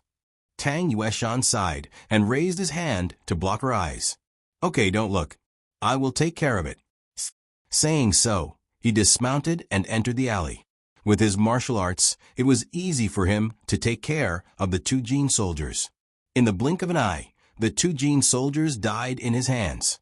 He found a place to dispose of the bodies. The woman who had fainted woke up and ran into the alley to take her daughter away. The 2 were so scared that they forgot to thank him. When they reacted and wanted to kowtow to their benefactor, Tang Yueshan had already returned to his horse and left with Gu Jiao.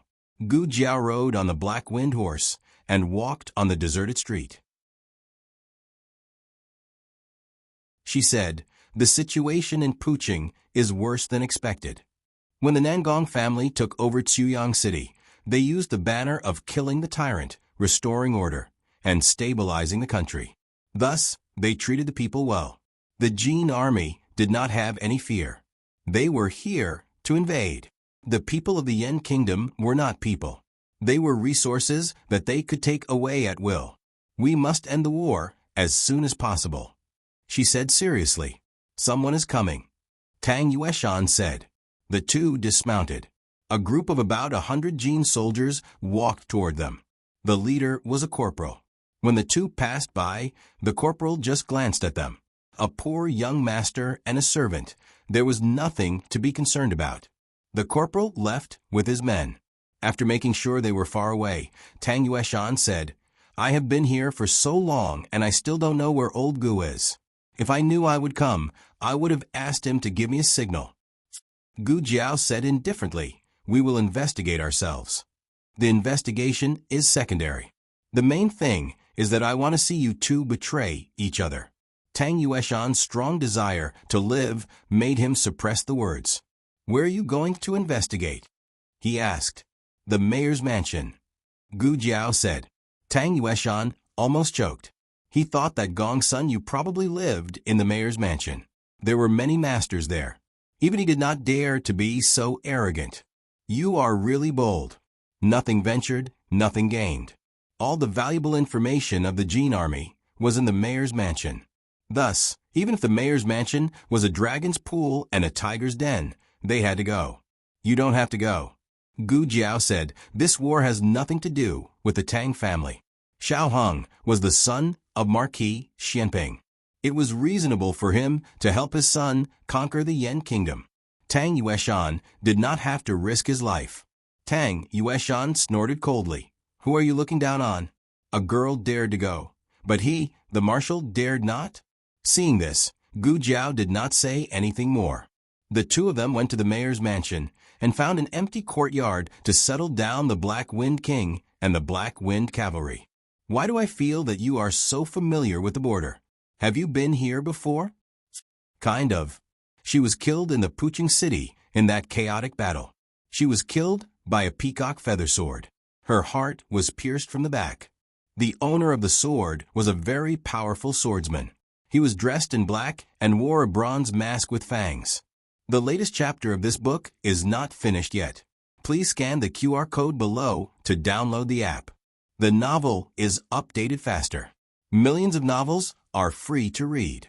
You can find all the novels that you can't find on the internet.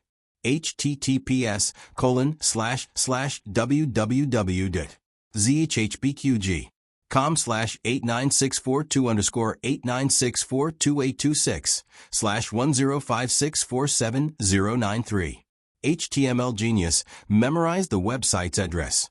www.zhbqg.com Biku Pavilion Mobile Version Website.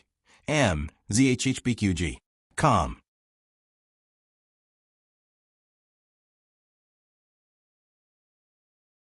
Chapter 852. The latest chapter of this book is not finished yet. For more exciting content, please scan the QR code below to download the app. Novels are updated faster. Millions of novels are free to read. Novels with content that can't be found online are available here. This war was 9 years earlier than the one in the dream, and many details had changed accordingly. For example, the Liang Kingdom's combat power was not as strong as in the dream.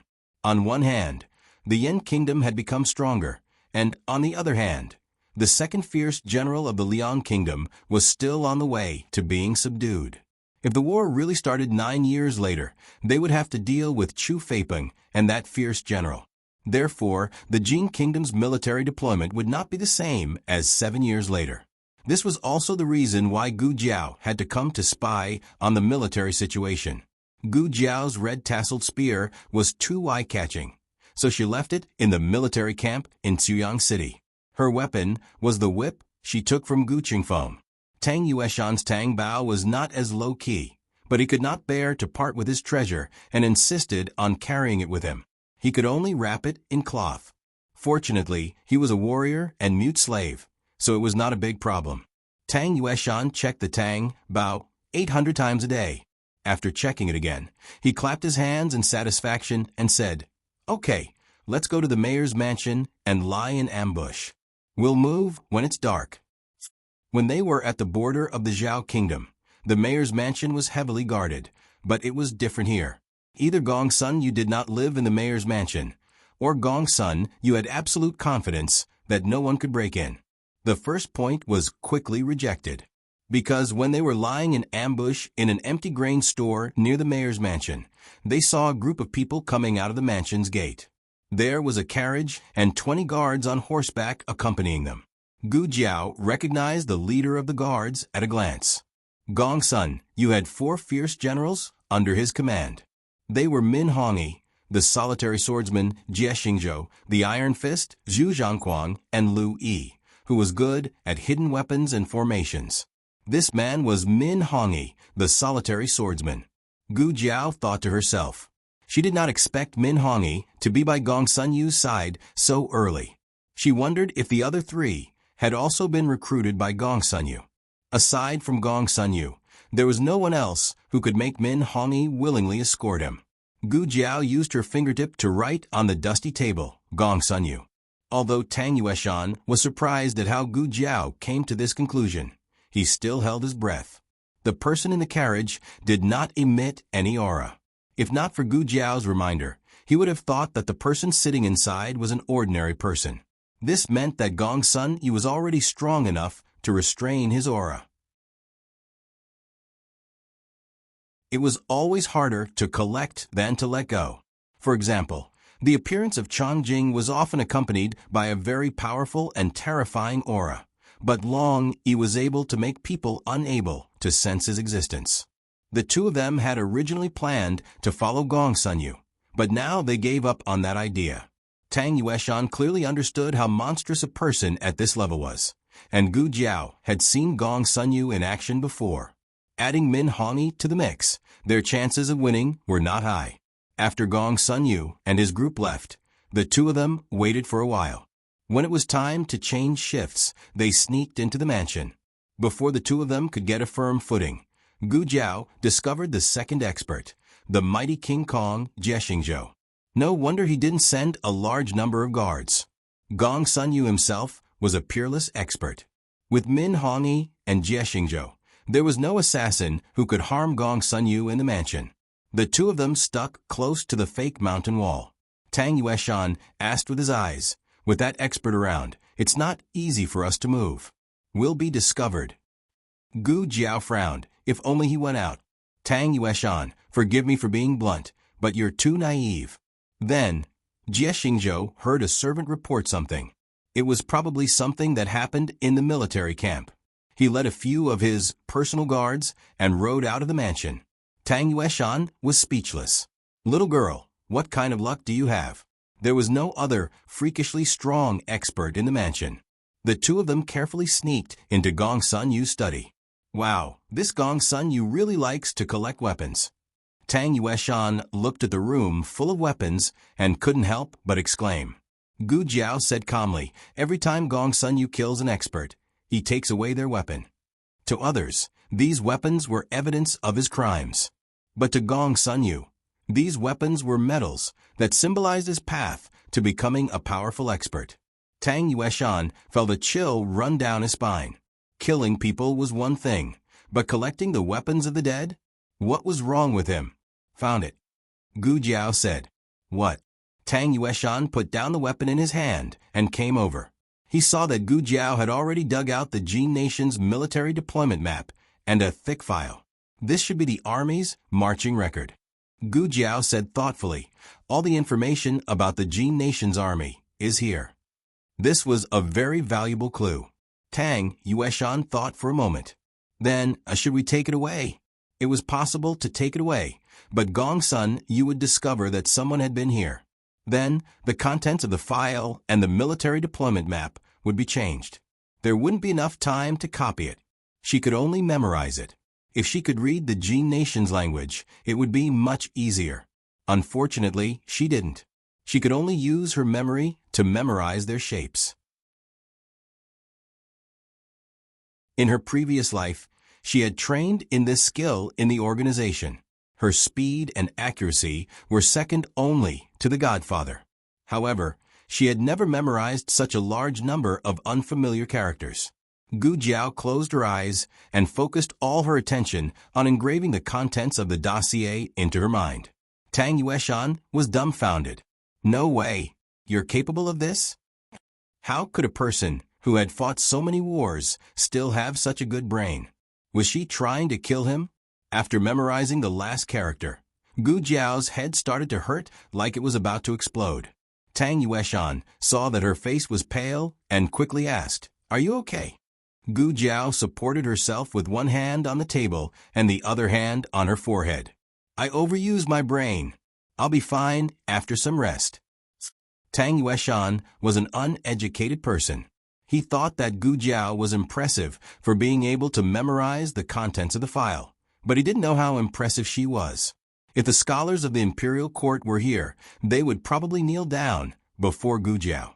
Her brain power had long surpassed the limits of a normal person. "Let's go. There's no more useful information here." Gu Jiao had just taken a step when her head started to hurt so badly that she almost fainted. Fortunately, Tang Yueshan was quick enough to catch her. "So it's true that scholars are weak. Look at you.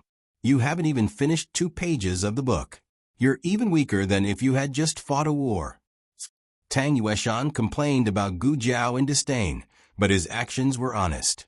He turned the bow in front of him and carried Gu Jiao on his back. At this moment, Gu Jiao was enduring the pain in her head, deepening the memory of those characters in her mind over and over again. She distracted herself a little and said to Tang Yueshan, "I can't be interrupted." Okay. You remember what you said." Tang Yueshan decisively shut up and stopped talking to her. He carried Gu Jiao on his back and used his qin gong to leave the Castellan mansion. As soon as they left, Jie Xingzhou came back. Tang Yueshan hid in the alley and watched the Jin soldiers riding away.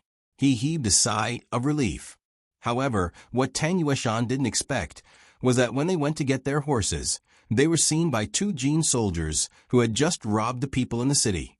Even though they had escaped from the masters of the Castellan mansion, they bumped into each other face to face. No one was allowed to come close to this area. Trespassers would be killed. The two Jin soldiers immediately became vigilant. One pulled out his sword to stop them, and the other blew a bone whistle to warn them. Tang Yueshan thought, "It's over. It's all over now. Can you still ride a horse?" Tang Yueshan turned to ask Gu Jiao, who was lying on his back. Gu Jiao calmed down and said, "Yes." "Good. You'd better sit tight." Tang Yueshan put Gu Jiao on Black Wind King's horse and got on the horse himself. They might not be able to get out of the city tonight. Fortunately, Puching was so big that they could get rid of their pursuers and get a buffer. The Jin army was so strong that they had sent hundreds of soldiers just to catch two suspicious people.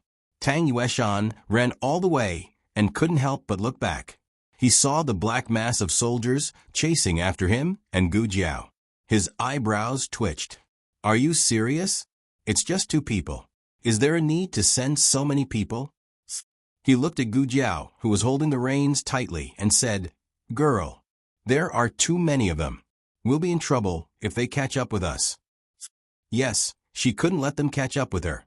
She had a terrible headache and couldn't fight with all her strength. She pulled the reins. "Boss, to the east. Shoot." Jin Jun's shout came from behind them. Then, arrows that blotted out the sky and covered the earth shot towards the two of them. Black Wind King turned to the right side of the alley, and the Black Wind cavalry followed him. The arrows hit the wooden boards and wooden doors of the shops. One of the arrows missed Tang Yueshan's head by half an inch. Fortunately, the Black Wind cavalry turned quickly. Gu Jiao said, "Boss, keep going straight." They walked out of the city center and into the suburbs. There were more valleys and forests, so it was easy to hide. Black Wind King ran as fast as he could. Under his lead, the Black Wind cavalry also ran at a speed that was impossible for them. Tang Yueshan felt like he was flying. The first wave of Jin army had been left far behind. However, they used the whistle as a signal, and the soldiers along the way kept coming to intercept them. The Black Wind King scattered one group after another, shaking off wave after wave of enemies. He took the lead and was fearless. When they entered a valley, the boat suddenly came out from a small path. This guy took a shortcut to chase after them. Tang Yueshan's temples twitched. Seeing that they were about to collide, the Black Wind King suddenly accelerated, raised its front hooves, and jumped over the head of the self-dismembering boat in a domineering manner. Jie Xingzhou's broadsword slashed across the air. Tang Yueshan's Black Wind cavalry also took advantage of his unprepared state and rushed past him. Jie Xingzhou tightened the reins and frowned at the horse that dodged his attack. He couldn't believe it. That war horse was too outstanding. He really wanted to take it and give it to the Lord. "Unfortunately, General, should we chase after them?" a soldier asked. Jie Xingzhou looked at the two people disappearing into the valley and said, "No, it's the Ghost Mountain." The Ghost Mountain was a forbidden area in Pu City. It was often haunted. It was said that no one who stepped on the Ghost Mountain came back alive. Suddenly, there was a rush of horse hooves behind them. Then, there was a rough man's laughter. "Huh, Jie Zhoutian. It's just a small mountain." As the Lord's first general, you actually believe in ghosts? Jie Xingzhou's name was Zhoutian. Jie Xingzhou turned around and frowned at him. "Min Hongi, didn't you go to the army camp with the Lord?" Min Hongi smiled arrogantly. "I just came back. I heard that there were two powerful thieves in the city. Your men almost ran their horses to death, but couldn't catch them. So, I came to help you." Although the two of them were Gong Sun Yu's confidants, they had always been fighting for the position of the first general. Jie Xingzhou ignored his sarcasm and said, "They entered the Ghost Mountain. There's no way they can come out alive." Min Hongi said sarcastically, "I don't believe in this. I only want to see them if they're alive. If they're dead, I want to see their bodies. If you don't dare to chase after them, I will. Men. General Min. All the subordinates saluted with their fists. Min Hongi shouted, "Follow me into the Ghost Mountain." Everyone answered in unison, "Yes." General Min. Min Hongi smiled with satisfaction, then showed a proud look to Jie Zhoutian. "Did you see that? These are the real men of the great Jin dynasty. Your subordinates only know how to do some sneaky things. When it comes to serious business, they're not reliable at all." Jie Xingzhou said calmly, "Don't speak too soon. Even the Lord hasn't thought of barging into the Ghost Mountain. Don't throw your men's lives away just because you're angry with me." "Humph. If you want to be a bastard, be it yourself. I'm going to catch the assassins." With that, Min Hongi led the 500 soldiers into Ghost Mountain valiantly. Gu Jiao and Tang Yueshan passed through the valley and entered a dense forest. The sky gradually darkened. Occasionally, the cawing of crows could be heard from above. Tang Yueshan sat on his horse and shivered. He looked around and whispered, "Girl, don't you feel that this place is eerie?" "No." Gu Jiao looked at the forest scenery around her. "It's very cool." This place gave her a very familiar feeling. "Are you afraid of ghosts?" Gu Jiao looked at Tang Yueshan strangely. Tang Yueshan snorted. "How is that possible?" Gu Jiao's eyes widened as she pointed behind Tang Yueshan. "Ah, there's a ghost." "Whoa." Tang Yueshan jumped onto Gu Jiao's horse. "Gu Jiao, Black Wind King, digression. So you're like this, old Tang _Shangguanqing. Monthly votes. Don't I need to show off when I show up? The latest chapter of this book is not finished yet. For more exciting content, please scan the QR code below to download the app. Novels are updated faster and more complete. Millions of novels are free to read. You can find all the novels that you can't find online. https://www.zhbqg.com/89642826/1056455956. HTML Genius memorized this site's address. www.zhbqg.com Bikuga mobile reading website. zhbqg.com.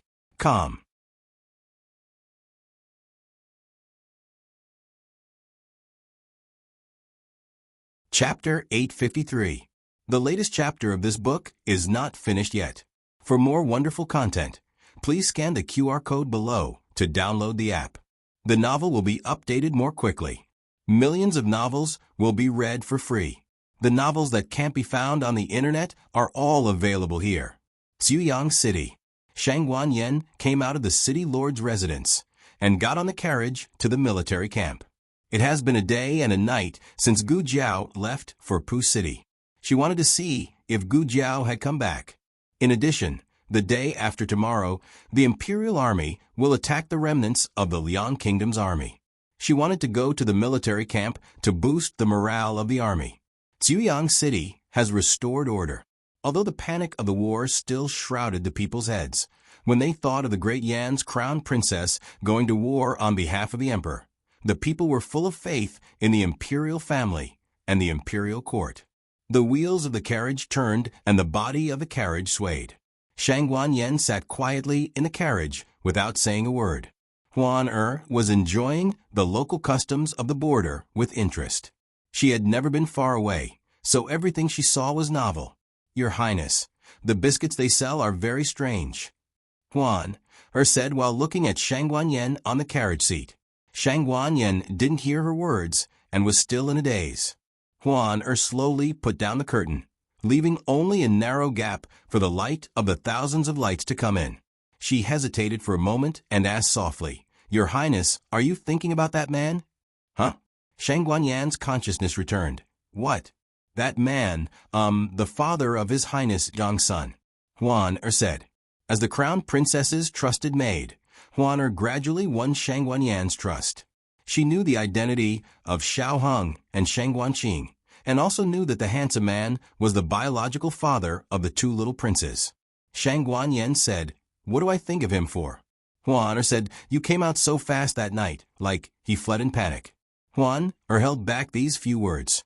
Shang Guanyin murmured, "Fast? I feel like I talked to him a lot." Juan said bluntly, "That's because you were avoiding him, so you felt that every sentence was very long. But in fact, you didn't even ask each other how they were doing these years."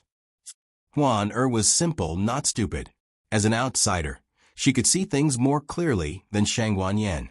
That night, the two of them didn't know how to face each other. They were both dumbfounded.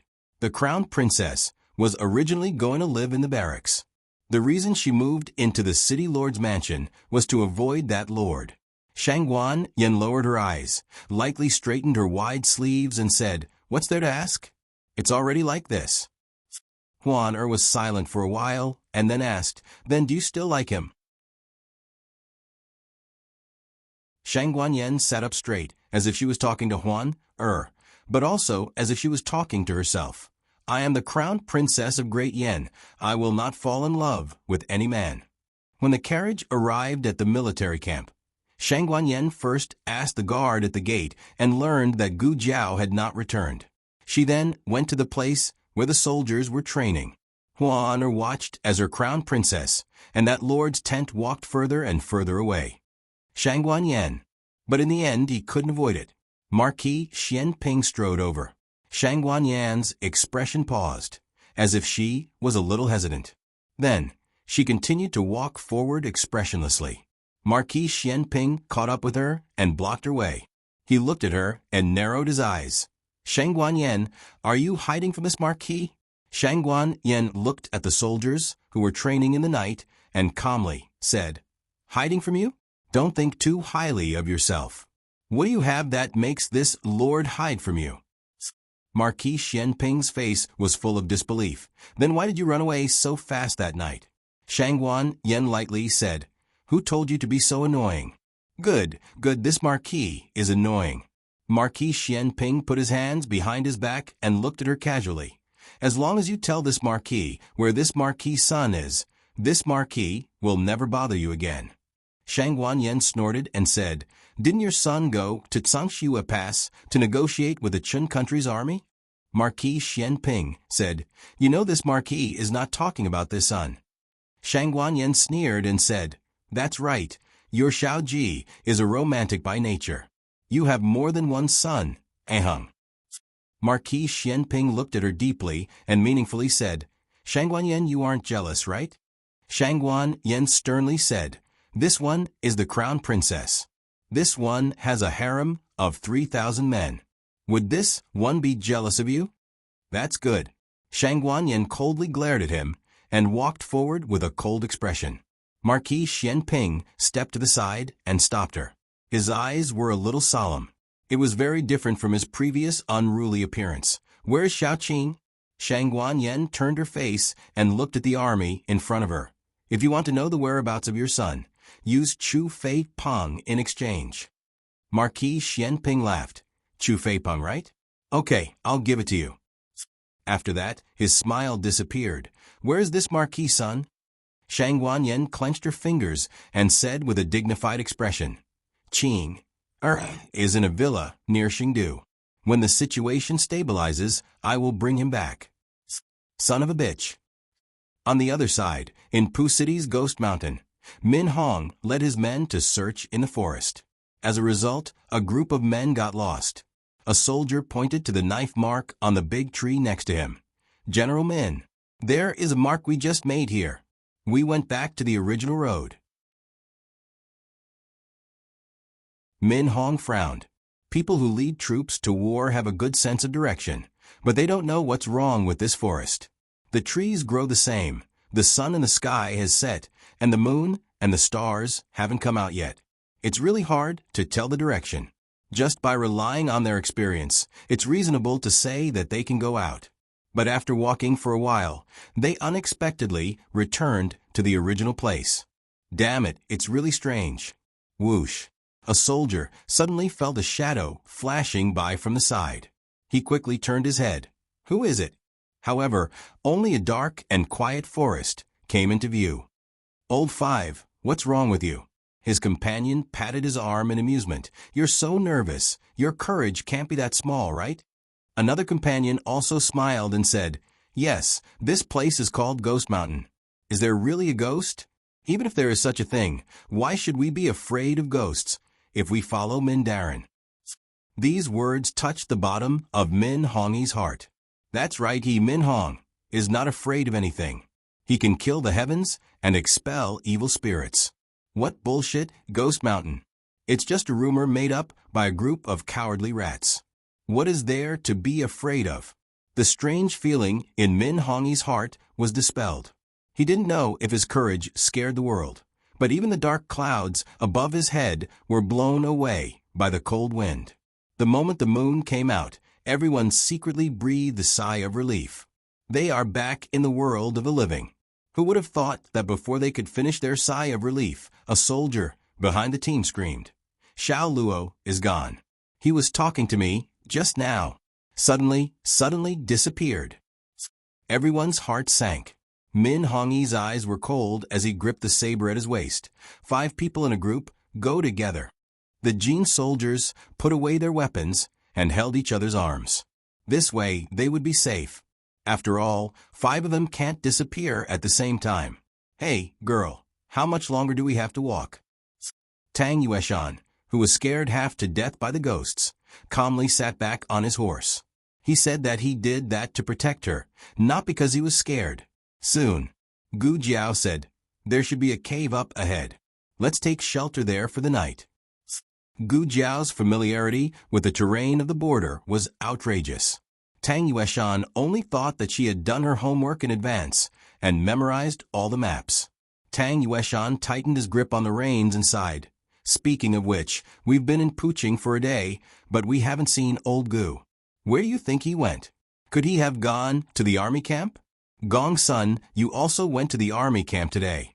Old Gu can't be so unlucky as to run into Gong Sun you, right?" "Hey, girl, why aren't you saying anything? Can you at least say something?" Tang Yueshan turned his head to look at Gu Jiao bitterly, but all he saw was the empty forest. His voice was stuck in his throat. The forest began to fog. The moonlight above their heads could not be seen. Without a reference, one's sense of direction would weaken. Black Wind King was a brave horse, but it did not grow up in the forest. This was a very strange environment for Black Wind King. Gu Jiao found that they were separated earlier than Tang Yueshan, but she couldn't shout. Otherwise, it would be hard to tell whether Tang Yueshan or the Jin soldiers would come first. This place is a bit unusual. Gu Jiao looked around. She had no basis. It was just an intuition that she had trained in danger. Whoosh! A black shadow flashed behind her. Gu Jiao's ears twitched, but her expression did not change. She signaled Black Wind King to keep moving forward. Whoosh! Another shadow flashed behind her. Gu Jiao did not stop. One person and one horse walked forward calmly. Whoosh! Whoosh! Whoosh! The shadows seemed to be irritated. They flashed here and there, trying to make Gu Jiao fearful. Gu Jiao did not even lift her eyelids. "Haha! The living people who came to our ghost mountain are so powerful. Look, he's not afraid. His horse is not afraid. I want to eat his horse. Silly. How can a horse taste good? I haven't smelled a living person in the netherworld for a long time. It's so fragrant. Tonight, the gates of hell will open, and the king of hell will come. We little ghosts can taste a living person. Haha, little ghosts? Indeed." Gu Jiao did not seem to hear their conversation. She continued to walk deeper into the forest with Black Wind King. She hadn't even taken 2 steps when a large net suddenly fell from above her head. Gu Jiao pulled out the whip from her waist and lashed it in a certain direction in the night. The whip made a cracking sound in the air. Almost at the same time, a pale little figure was caught by Gu Jiao's whip. Gu Jiao tied him to the horse's back. When the net fell, Gu Jiao raised her hand and grabbed it, throwing it far away. This kind of small trick was barely enough to deal with Tang Yueshan, who was afraid of ghosts. She was not afraid of ghosts. Gu Jiao looked at the little black impermanence on her horse. She asked, "Who are you?" Whoosh! The other shadows in the forest scattered and disappeared without a trace. Little Black Impermanence had a long tongue in his mouth. He struggled to say, "I'm Black Impermanence. Don't you dare offend me. His Highness Ghost King will eat you." He was really called Black Impermanence. Gu Jiao flicked his forehead. Little Black Impermanence cried out, "Ouch!" Gu Jiao chuckled. "Are ghosts afraid of pain?" Little Black Impermanence was speechless for a moment. He spat out his long tongue and said, "I'm still young. You're an adult. Your yang energy is too strong. If you touch me, you'll burn my body. That's why I'm screaming." After he finished, he stuffed his tongue back in again. It was quite logical. Gu Jiao gave him a thumbs up in her heart. "How old are you?" Gu Jiao asked. 7. Little Black Impermanence regretted his words. He quickly changed his words. 700 years old. Gu Jiao's mouth twitched. She said seriously, "I'll give you 2 choices. 1. Take me to see your king. It's the Ghost King." Little Black Impermanence pulled out his long tongue and said fiercely, "The Ghost King of the underworld. He has supreme divine power. He can eat 100 living people like you." "It's the same." Gu Jiao waved her hand. 2. Hand over my companions."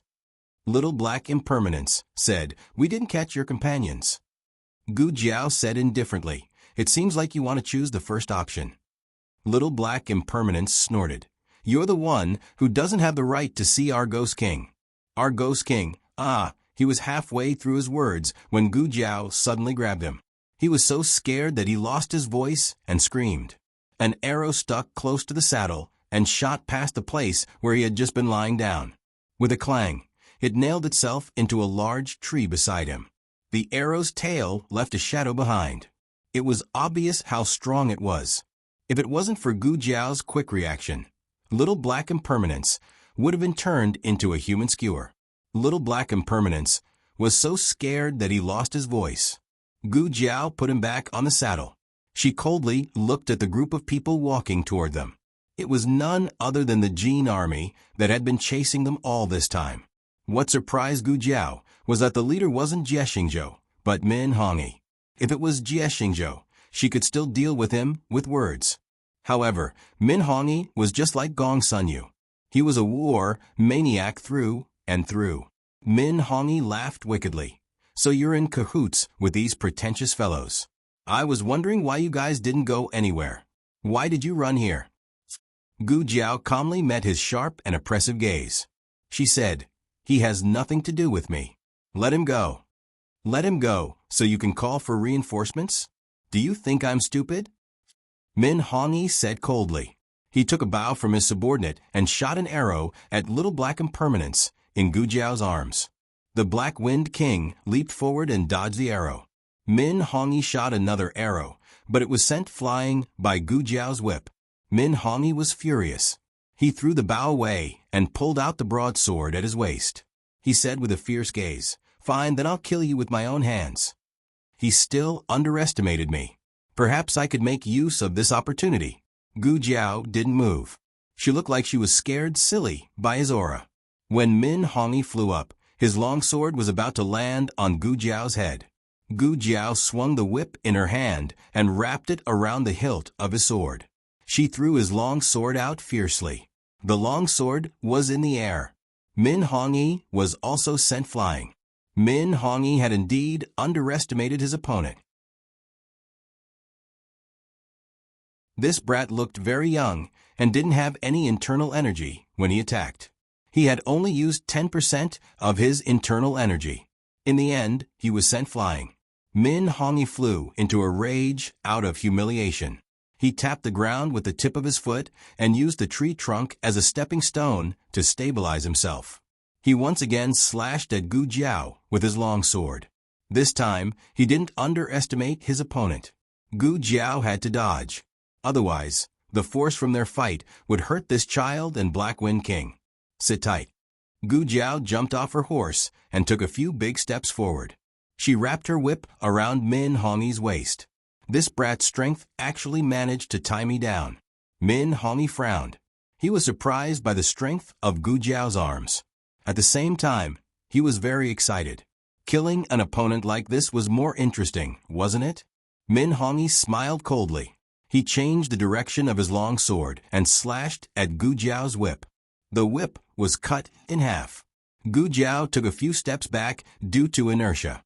9 years later, she had the strength to kill Min Hongyi. But now, Min Hongyi was a big problem.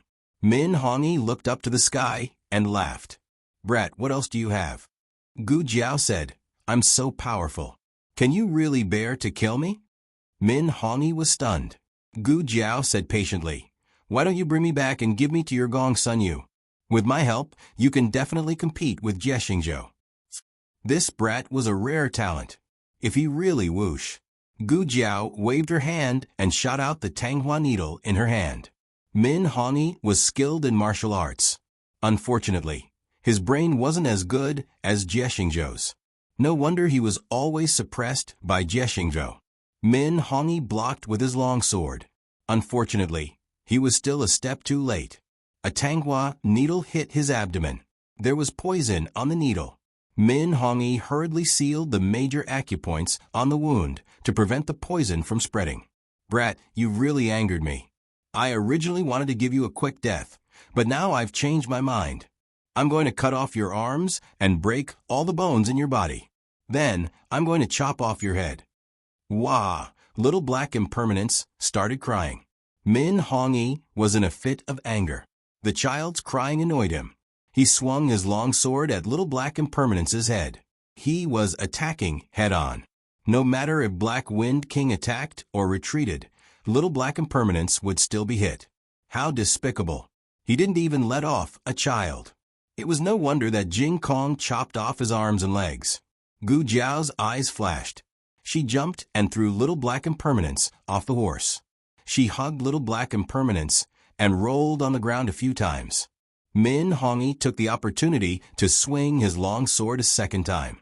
His speed was so fast that Gu Jiao couldn't dodge at all. Was she going to die here? If Gu Jiao wanted to live, there was only one way.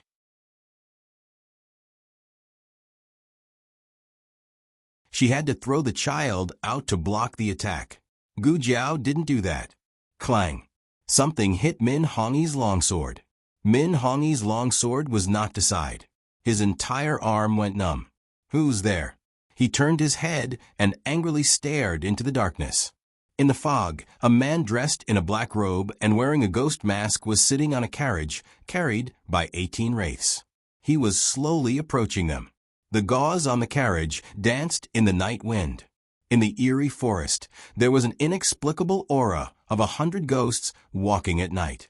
A slender hand was exposed under his wide sleeves. It rested lightly on the armrest. The joints were distinct and exquisite. However, it was too white, which added to the ghostly aura.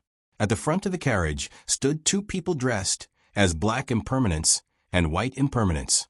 A sudden gust of wind blew in the night, making the entire forest eerie. The Jin soldiers looked at each other and almost involuntarily took 2 steps back. Min Hongyi scolded disdainfully, "Who are you?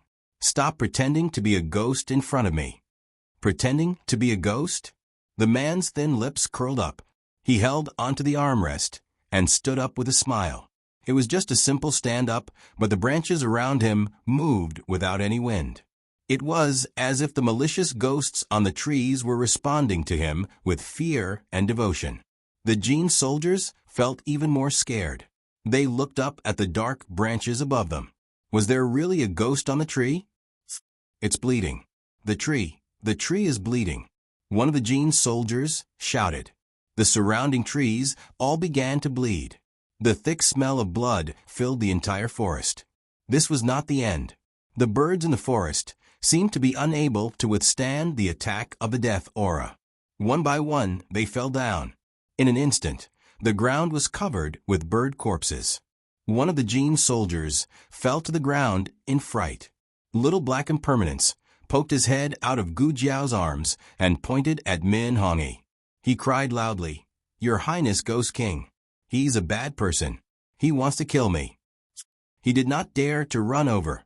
He was worried that Min Hongyi would kill him halfway. After he finished speaking, he shrank back into Gu Jiao's arms. What a cowardly little black impermanence. The man's dangerous gaze fell on Min Hongyi. Then he stepped forward and casually stepped on the guardrail of the carriage. A fierce and domineering aura suddenly erupted from his body. Gu Jiao, why does this little aura seem a bit familiar? It reminds me of someone. The man said indifferently. You dare to come to my territory and kill my subordinates. You've got guts. Trespassing on Ghost Mountain is already a capital offense.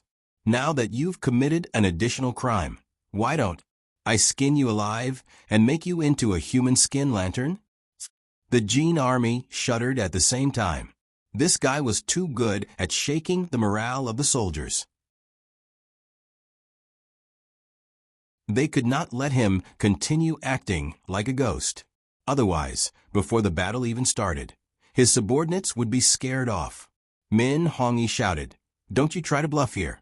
With just a few of you, do you think you can stop my 500-strong army?" "How many?"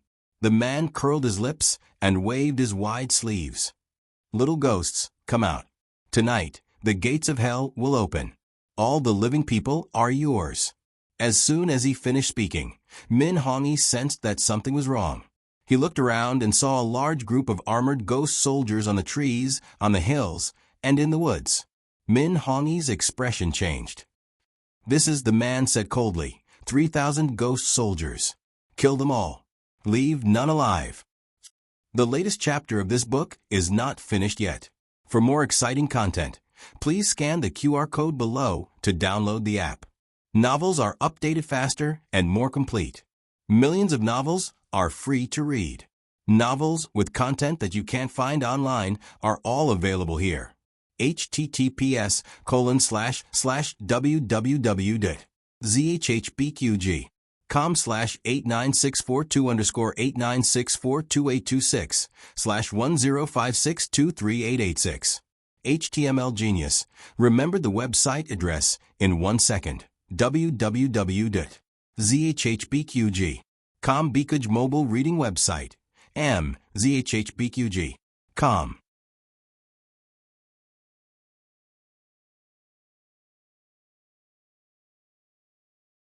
Chapter 854. The latest chapter of this book is not finished yet. For more exciting content, please scan the QR code below to download the app. Novels are updated faster. Millions of novels are free to read. Novels that can't be found online are all available here. The fog dissipated and the forest became pitch black. With the Ghost King's order, the surrounding ghost soldiers approached the Jin Nation army in the forest with the aura of death. The Jin army was not weak and could even be said to be very brave and good at fighting. The Jin dynasty was related to the Turks in history. The largest tribe took over the imperial power and exiled the other tribes that refused to submit. This was how the Turks came to be. The reason why the Turks were not recognized by the 6 states was more or less related to the Jin dynasty. The people of Jin Nation had a warlike bloodline in their bones. If they were on a regular battlefield, the 500 soldiers might be able to defeat 3 times their number. However, at this moment, the Jin Nation soldiers had long been scared silly by the various signs. The branches and leaves that moved without wind, the trees that were bleeding for no reason, the birds' corpses that fell to the ground after being swallowed by the aura of death. All of them made one's hair stand on end. Did they really come to the netherworld? Were these ghost soldiers that suddenly appeared malicious spirits that came out from the gates of hell? These ghost soldiers were not wearing brand new armors. Instead, their armors were broken. Many of them were covered in dust, rust, and dried bloodstains. But the more they were like this, the more they felt that this was a ghost army that had been destroyed on the battlefield.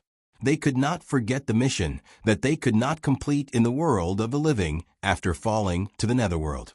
Thus, they did not drink the water of the river of forgetfulness, did not drink Granny Meng's soup, and did not cross the bridge of helplessness. Every night, they repeated the obsession before death. Kill the invaders, kill them all. One of the Jin soldiers could not take it anymore. His legs went soft and he fell to the ground. At the same time, the fluffy and soft soil suddenly moved. A white skeleton claw emerged and grabbed the Gene soldier's ankle. This Gene soldier was scared out of his wits. He turned around and scrambled in the direction he came from. But before he could take a step, he was frightened by the skeleton claw that came out of the soil one after another. The gates of hell are open. There are really ghosts. Another Gene Army soldier was so frightened that he collapsed. Emotions were contagious. When one person collapsed, there would be a second, then a third, a fourth, until the morale of the entire army collapsed. Scholars say, Confucius does not speak of strange forces, chaotic spirits. But the scholars also said that the gods were watching from above. They were the invaders of the Yen Kingdom. The ghosts of the Yen Kingdom's Yin soldiers would never let them go. Fighting with the living is not scary, because the living will die.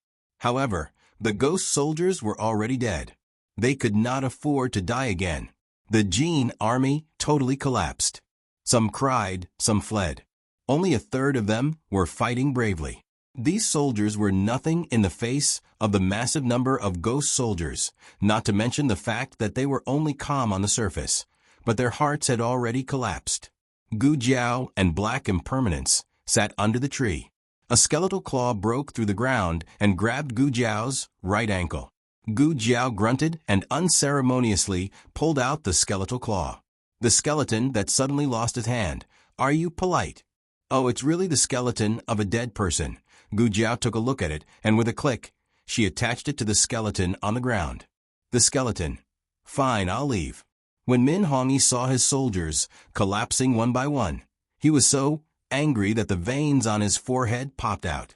He had just observed that there were no 3,000 ghost soldiers in the forest. That fellow had just opened his mouth to attack the Gene army's morale. And these so-called skeletons, Min Hongyi slashed at a nearby skeleton claw that had emerged from the ground. Bang! The skeletal claw shattered into pieces. What followed was a painful howl from the ground. Here, how can a dead person be afraid of pain? They are just living people pretending to be ghosts. But even if he said that, he would not be able to pacify the fleeing soldiers. Right now, the only thing left was to kill the general of these ghost soldiers, the ghost king who was standing on top of the carriage and giving out orders. Once he chopped off the ghost king's head, the scheme of these 3,000 ghost soldiers would be destroyed. Little Black Impermanence was a little clever ghost. When he saw that Min Hongyi was not paying attention to him, he took advantage of the fact that Min Hongyi was not paying attention to him and quietly crawled towards the carriage. He had just crawled a meter when Min Hongyi attacked the Ghost King. He knelt on the ground for 3 seconds before crawling back and continuing to hide behind Gu Jiao. He wanted to enjoy riches and honor with the Ghost King, but he did not want to live and die with the Ghost King. The man kept staring at Min Hongyi's movements. Seeing that he was about to attack him with a blade, the man's lips curled up and he opened his arms. His wide sleeves fluttered in the night. His body rose into the air, and then he took a step back and disappeared. Min Hongyi was shocked. His breathing stagnated for a moment, and his meridians almost reversed, causing him to fall from the sky. What's going on? How could a living person just disappear right in front of him? It wasn't because his Qigong was too good or his body movement was too fast. It was because he disappeared into thin air. Min Hongyi landed on the man's carriage. He did not know where the person who lifted the carriage had gone. The carriage did not fall because there was a wooden pillar supporting it. Min Hongyi coldly frowned and looked around vigilantly. He said provocatively, "I don't believe in heresy. Come out if you have the guts. You can beat me. I will recognize you as the Ghost Mountain's king." No one responded to him. Bullshit Ghost King, he didn't fall for my provocation. Min Hongyi's eyes turned and saw Gu Jiao, who was about to leave with Little Black Impermanence. Min Hongyi clenched the large blade in his hand and said with a fierce look, "Since we're together, it's the same if I kill you first." As soon as he finished speaking, he abruptly charged towards Gu Jiao. Gu Jiao's ears moved and she dodged to the side. Her right hand pushed Little Black Impermanence to the back, and she kicked towards Min Hongyi's lower body. Min Hongyi jumped into the air and dodged her attack. His saber technique was very fast. Just as one move passed, another move came charging towards Gu Jiao. Damn it, he didn't have a weapon. Gu Jiao was forced to retreat. Little brother. Here. Little Black Impermanence got a long sword from somewhere and threw it to Gu Jiao. Gu Jiao caught it and blocked the blade. She said to him, "I don't know how to use a sword." "Oh, then this." Little Black Impermanence threw another long blade to Gu Jiao. Gu Jiao said, "I don't know either." Meteor Hammer. Mace. Dog Beating Stick. Little brother, catch it. Gu Jiao caught the last weapon that was thrown at her. She turned her head and shot down, smashing Min Hongyi's long blade into the dusty ground. Min Hongyi was caught off guard by this sudden attack. His forearm was slightly numb.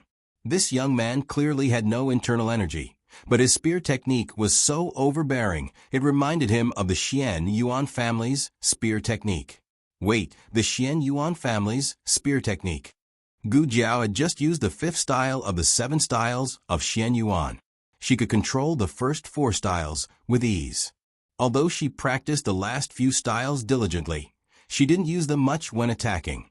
Min Hongyi looked at Gu Jiao cautiously. "Kid, who are you to the Xian Yuan family?" Gu Jiao held the long spear and swept it across the air. She raised it diagonally behind her back and looked at him like a killing god. "I'm the one who wants your life." Min Hongyi's temples suddenly twitched. This gaze, Min Hongyi was only in his early 30s. He had come to the Yen kingdom more than 10 years ago. Although many years had passed, he still remembered the Xian Yuan family clearly. This kid didn't look like anyone from the Xian Yuan family, but his ruthlessness reminded him of the Xian Yuan family's bloodthirst. Gu Jiao's strength was far inferior to Min Hongyi's when she didn't lose control. However, she didn't know why, but when she stood in this forest, she inexplicably felt a very familiar force. That was a little strange. Perhaps it was the broken armor of the ghost soldiers. That was right. It was the broken armor. Gu Jiao was enlightened. Those people were wearing the armor of the dead Xian Yuan family. Ghost Mountain. Ghost Mountain was the burial ground of the Xian Yuan army. Those brave soldiers who sacrificed themselves could never return to their hometown. Their souls were forever left at the border. Sorrow came from her heart. It wasn't her emotions. It was the souls of the thousands of Xian Yuan soldiers. Gu Jiao held the long spear in her hand tightly and turned to look at the general of Jin Kingdom. "Min Hongyi, give me your life. I'll use your life as a sacrifice to the thousands of Xian Yuan soldiers." Min Hongyi felt an inexplicable sense of foreboding in his heart. "My martial arts are obviously better than this kid's, but why do I feel uneasy? What's wrong with this kid's eyes? They seem calm, but there's an indescribable murderous aura in them. It must be an illusion. How can this kid have the confidence to kill me?" Min Hongyi cleared his mind and once again swung his sword at Gu Jiao. Gu Jiao used the last 2 moves and finally stabbed his right thigh at the 7th move. Min Hongyi couldn't believe that this kid actually broke through his attack and really stabbed his thigh with the long spear. Not only did Gu Jiao stab his thigh, but she also spun it for free. This kind of thing was new to him the first time, but he got used to it the second time. Min Hongyi was a warrior with great strength, and most of his strength came from his legs. With his legs injured, it meant that he couldn't use at least half of his moves and skills. However, his luck didn't seem to have run out. Just as Gu Jiao was about to quickly finish him off with another spear, a swordsman suddenly appeared in the forest. The swordsman was skilled in martial arts and had a strong sword aura. While Gu Jiao was focused on dealing with Min Hongyi, he suddenly jumped out and attacked. "Little brother, be careful." Little Black Impermanence clenched her fists and shouted. Oh no, her long spear had already pierced out. It was too late. The swordsman had chosen the moment when Gu Jiao couldn't split herself. At the critical moment, a whip lashed out and wrapped around Gu Jiao's soft waist, pulling Gu Jiao back violently. Gu Jiao disappeared, just like that ghost king His Highness. The swordsman landed beside Min Hongi. He glanced at Min Hongi, who was still alive, and focused on observing the surroundings. This was a very experienced swordsman. He was confused for a moment and suddenly swept towards the direction where Gu Jiao disappeared. He slashed in the air. With a crashing sound, the black curtain that had merged with the darkness of the night was split open from the middle. Gu Jiao, the Ghost King, the black and white impermanence behind the scenes, and even the forest behind them were completely revealed. It is indeed a smokescreen. The swordsman snorted coldly. He didn't give them a chance to escape. He stepped on a tree branch and drew his sword to kill them. Gu Jiao could feel that his skills were almost on par with an Hun's. This was another member of an Han sect. It seemed that the Sword Hut not only colluded with the Liang Kingdom, but also with the Jin Kingdom. Or, the Sword Hut originally belonged to the Jin Kingdom. It was a very powerful force in the Jin Kingdom. There's going to be a fierce battle. She held her long spear and walked forward. The man calmly raised his hand and blocked her behind him. Step back. Gu Jiao looked at him with an extremely surprised gaze.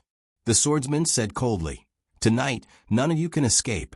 His long sword was like a rainbow and fiercely slashed toward the man's head. Die. The man looked at him calmly, without a trace of fear. His thin lips opened slightly and said, "As you wish." The swordsman frowned. In the next second, the man raised the gun that was covered by his wide sleeves and aimed it at his chest. With one shot, he sent him flying. Gu Jiao suddenly understood. It was actually a gun. Its power was something that no flesh and blood or armor could withstand. No wonder he was so confident. This should be the first gun that she saw in this strange world. In fact, there were guns as early as the Southern Song dynasty. However, she came to a dynasty that didn't exist in history. It was hard to say when guns would be made. The advantage of a gun was its lethality, but its weakness was its poor accuracy. Its maximum range was longer than a bow and arrow. However, a powerful archer could shoot a willow tree from 100 steps away. A gun would not be able to be made from 50 steps away. Therefore, its effective range was very limited. Just now, the swordsman was too close and directly hit the muzzle of the gun. He didn't even need to aim. The swordsman fell into a pool of blood and died on the spot. The man put the gun on his shoulder and walked over in a domineering manner. He used one foot to flip over the dying swordsman. His eyes were filled with disdain. There is a path to heaven, but you don't want to take it. There is no door to hell, but you still want to go in. If you don't die, who will? He looked over the swordsman and casually said, "Zay, you won't live. There is no point in interrogating you. Just wait for your death. Don't expect this Ghost King to give you a quick death." There was more than one swordsman that came. The other took advantage of the fight and left with the injured Min Hongi. Gu Jiao looked at the two figures that gradually disappeared into the night. She suddenly grabbed the rusty spear in her hand and threw it forward. The long spear pierced through the darkness of the night with an unstoppable sound, directly piercing through Min Hongi's back and piercing through his heart. Ah, this mournful scream was the last sound that Min Hongi left in the world. I said, "Your life, stay here." The Jin army was completely wiped out. Those who could be killed were killed, and those who could be captured were captured. The ghost soldiers at the scene began to clean up the battlefield. The man also planned to go back. He carried the gun and glanced at Gu Jiao indifferently. It is reasonable to say that those who trespass on Ghost Mountain will die. Since you saved the people of the underworld, I will let you go. You can go. Don't come to Ghost Mountain again in the future. He brushed past Gu Jiao. Gu Jiao suddenly called out to him, "Shangguan Qing. Digression, I won't stay up late today. I will write in the morning. Everyone, come and read in the afternoon." The latest chapter of this book is not finished yet. For more exciting content, please scan the QR code below to download the app. The novel will be updated more quickly. Millions of novels will be read for free. There are all kinds of novels that can't be found on the internet here.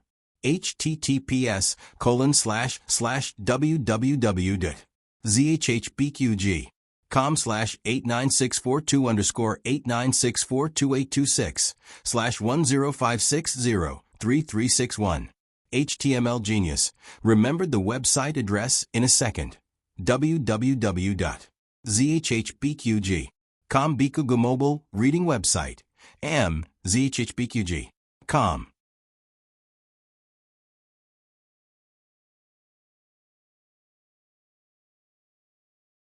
Chapter 855. The latest chapter of this book is not finished yet.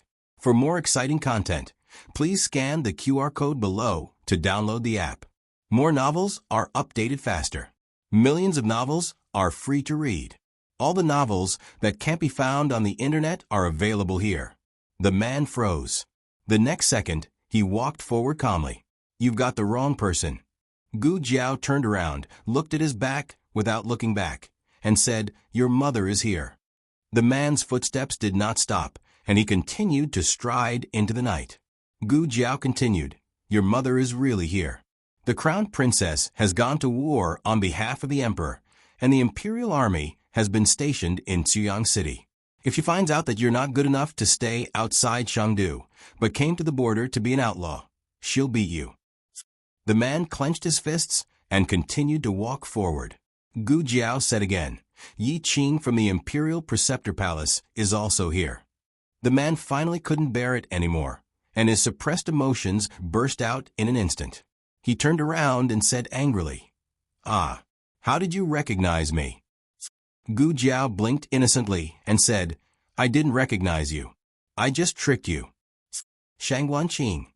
Gu Jiao spread her hands. Well, in fact, a little. The way you appeared was exactly like your father's and your 3,000 ghost soldiers. Did you know that your father had 3,000 ghost soldiers? How could you say that you weren't father and son?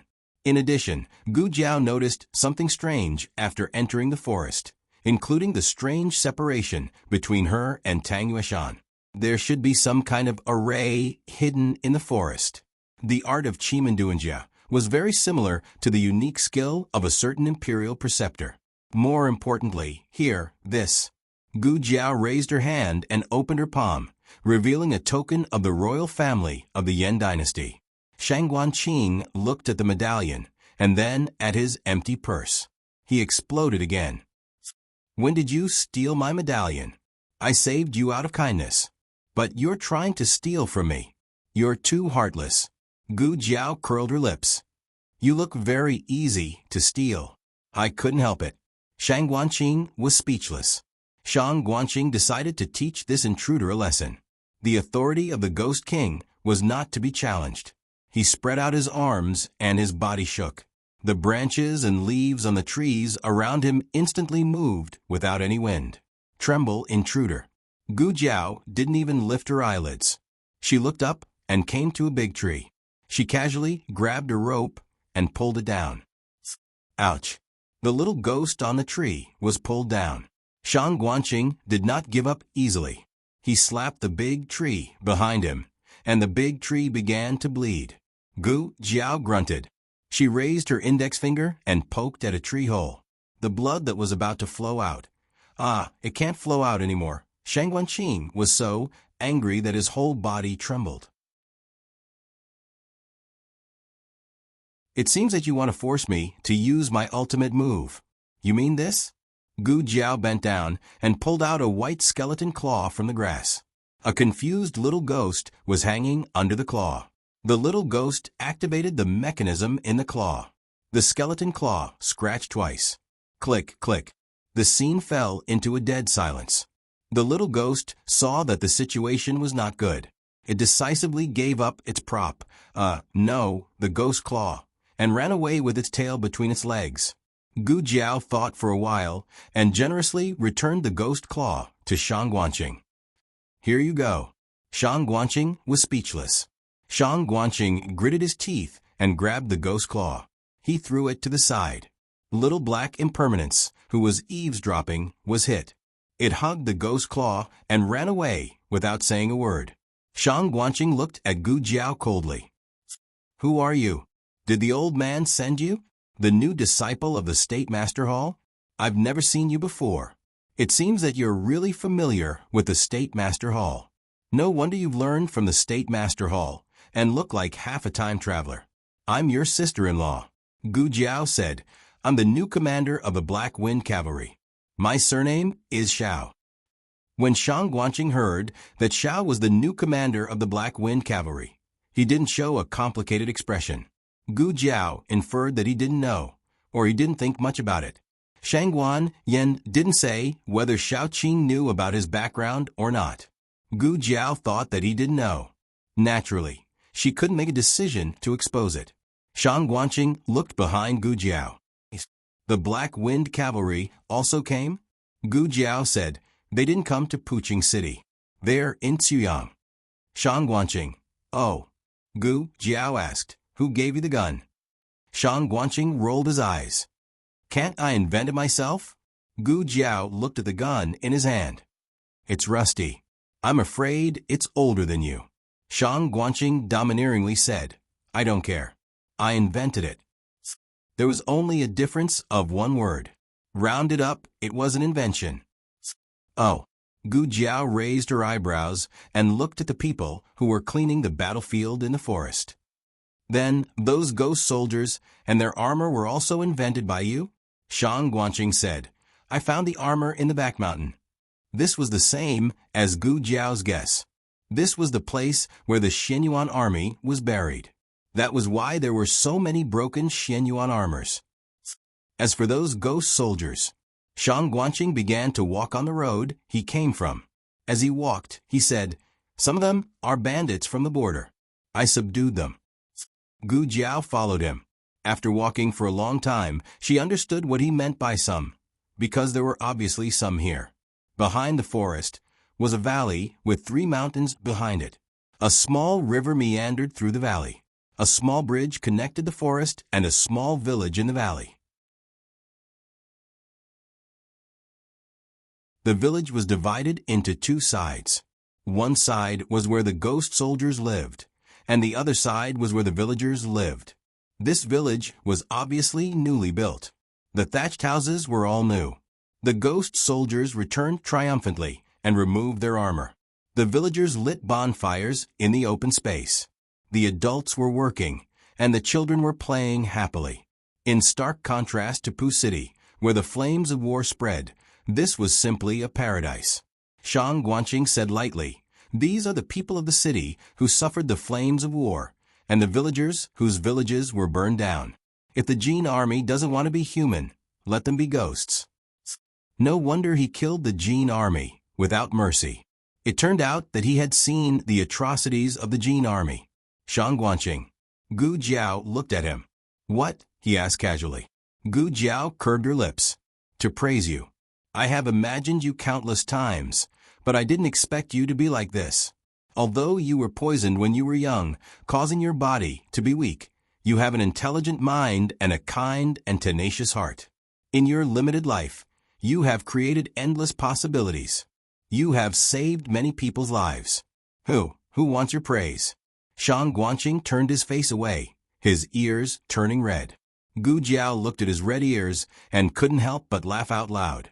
Just like Xiao Hung, he would blush when praised. His Highness Ghost King is back. A villager heard the youth's light laughter and couldn't help but look over. He was not surprised to see Shang Guanqing bringing an unfamiliar youth back. Instead, he smiled and said, is there a newcomer joining us today? He seemed very welcoming. Most of them had been at the end of their rope and had been welcomed here by their seniors. They also welcomed the newcomers. Shang Guanqing put his hands behind his back and glanced at Gu Jiao. He said to the male villager in his 40s, no, he is just passing by and accidentally entered our forest. He will leave tomorrow. The villager was surprised. It's not safe outside. His subconscious reaction was not to question whether Gu Jiao would give out their hiding place, but to worry that Gu Jiao would be in danger outside. They were a group of kind and simple villagers. This little brother is very powerful. Little Black Impermanence rushed out, holding the ghost claw in his hand. Where's your tongue? The villager asked him. Oh, I lost it. Little black impermanence ran away again. Gu Jiao looked at Shang Guanqing with a smile. Shang Guanqing put on a brave front and said, "Humph, I just need some manual labor. When the war is over, I'll make them all mine for me. Mine every day. Mine every day. Mine without sleeping. I will squeeze every last bit of value out of them." Hug, hug, hug. A toddler girl stumbled over and opened her little arms to be hugged. Shang Guanqing sighed helplessly, picked her up, and removed a black sesame seed from her mouth with his fingertips. "Little Ing, you secretly ate it again. You are not allowed to eat candy at night, understand?" Little Ing, who was 1.5 years old, sat on Shang Guanqing's arm and nestled in Shang Guanqing's arms. She lost her father in the war. She was too young to understand what it meant. But every night, she slept in Shang Guanqing's arms, as if she had found the sense of security that she had lost. Little Ing fell asleep in Shang Guanqing's arms. Her 10-year-old brother ran over and took her away. It had to be said that Shang Guanqing once again refreshed Gu Jiao's understanding. She thought he was an indecent guy, but after meeting him, the means he used to deal with the Jin army were really indecent. But behind this indecent set, there was compassion and gentleness for the common people. Shang Guanyin taught her son very well. Shang Guanqing said, "By the way, your companion fainted, not because we scared him, but because he knocked himself out." Tang Yueshan, who was afraid of ghosts, found that Gu Jiao was missing. He hurried to find her, but suddenly hit the black wall of traps. Shang Guanqing then said, "Our people brought him back. You can see him in a while. You rest in the village tonight, and I will send you out of the city tomorrow morning." The guy who bought the candied haws in the morning was really him. "Can I walk around?" Gu Jiao asked. "Yes." Shang Guanqing looked at the north of the village, except for the mountain behind. "Why?" Gu Jiao was puzzled. Shang Guanqing's expression suddenly became a bit complicated. "Because the real Ghost King lives there." The latest chapter of this book is not finished yet. For more exciting content, please scan the QR code below to download the app. The novel is updated faster. Millions of novels are free to read. There are novels with connotations that can't be found on the internet here. https://www.zhbqg.com/89642_8964226/1055598753. HTML Genius remembered this site's address in a second. www.zhhbqg.com Bikuga mobile version reading website. zhhbqg.com.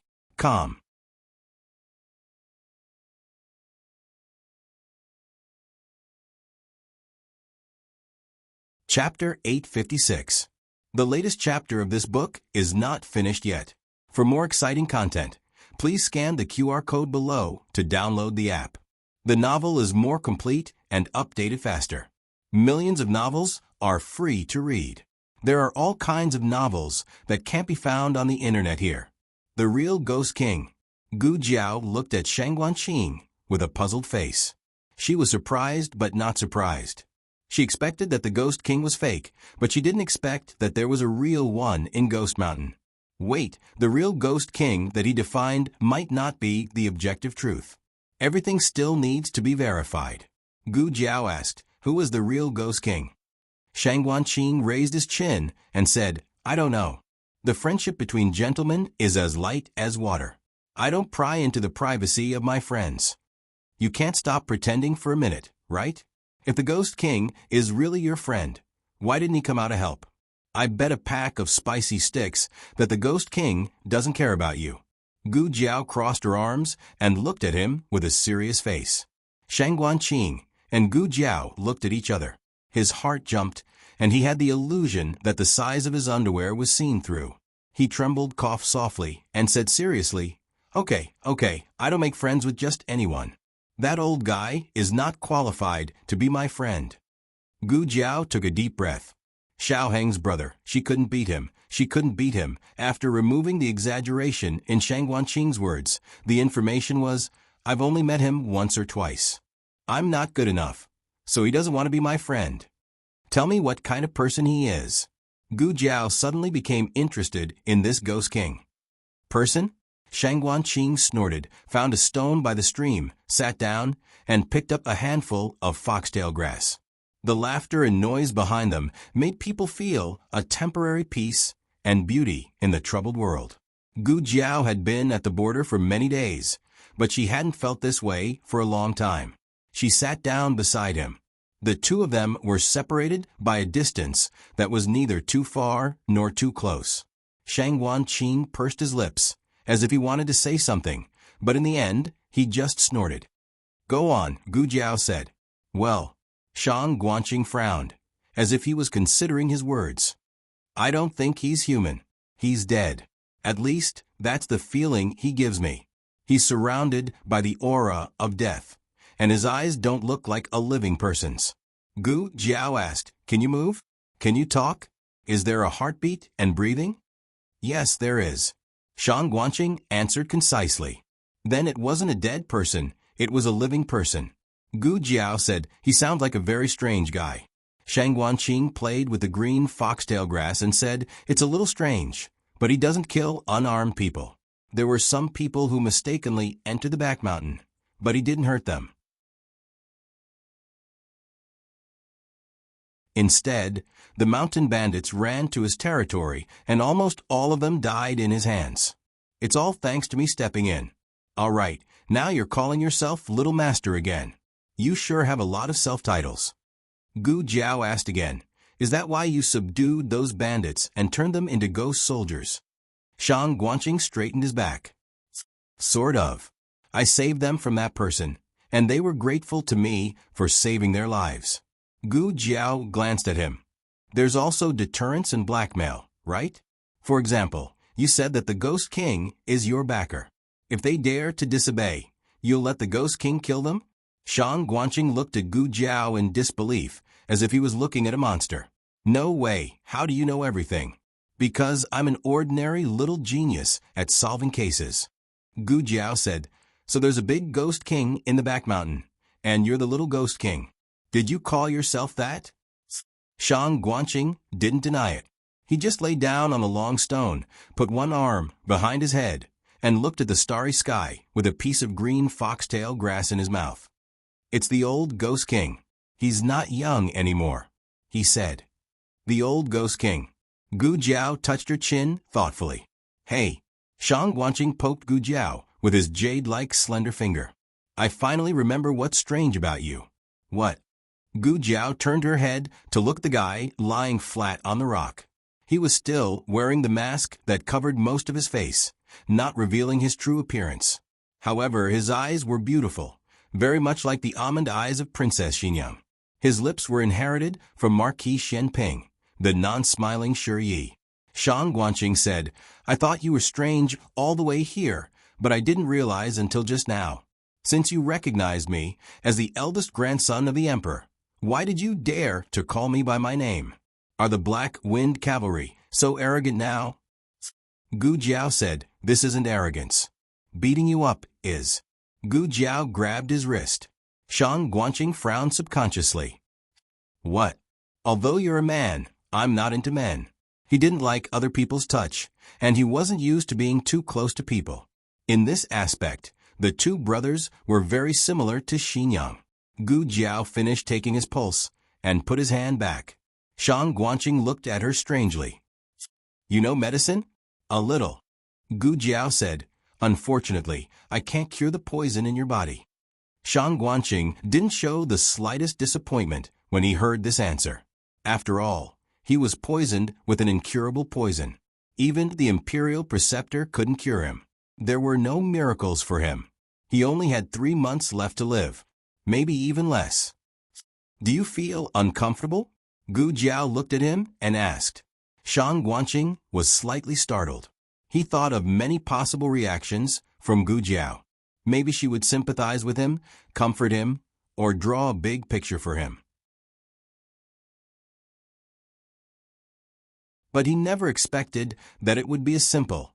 Do you feel uncomfortable? It was like a kind of care from a family member. Shang Guanqing's nose suddenly felt a little sour. He didn't want Gu Jiao to see it, so he turned his back and hid his reddish eyes in the night. It's not too uncomfortable. The medicine given by the imperial preceptor can suppress the poison. It will only act up for 3 to 5 days every month. Shang Guanqing. Gu Jiao called him in a low voice. What now? He wiped his reddened eyes without leaving a trace, and his voice sounded calm and unperturbed. Gu Jiao pretended not to know that he was crying and said seriously, "The Madame Nen I know is a master of poison in the Tang sect. She was going to return to Zhao country, but she happened to stay in Qingdu because of something. After the war, I'll take you to see her. Maybe she can cure the poison in your body."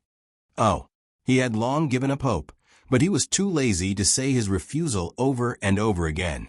Otherwise, he would be persuaded not to refuse again. In any case, he might not be able to live to see the day he returned to Sheng City. Gu Jiao asked him, "Will you go back to Ziyang with me tomorrow?" Shang Guanqing said lightly, "You go back first." Gu Jiao turned back to look at the only pure land in Pu City that had not been affected by the flames of war. She looked at the children running around, laughing and laughing. The villagers worked while talking and laughing.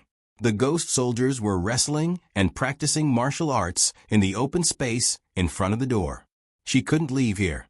Shang Guanqing had collected his emotions, and the strangeness in his eyes had faded. He turned around and lay down again, biting the green foxtail, and said carelessly, "Don't tell my mother about what happened to me in Ghost Mountain. I'll go see her in a few days." "Okay," Gu Jiao agreed. "I won't tell your mother. I'll only tell your father." The latest chapter of this book is not finished yet. For more exciting content, please scan the QR code below to download the app. The novel is more complete and updated faster. Millions of novels are free to read. There are novels with connotations that can't be found on the internet here. https://www.zhbqg.com/89642_89642826/1055839295. HTML Genius remembered the website address in 1 second. www.zhbqg.com Biku Go mobile version reading website. zhbqg.com.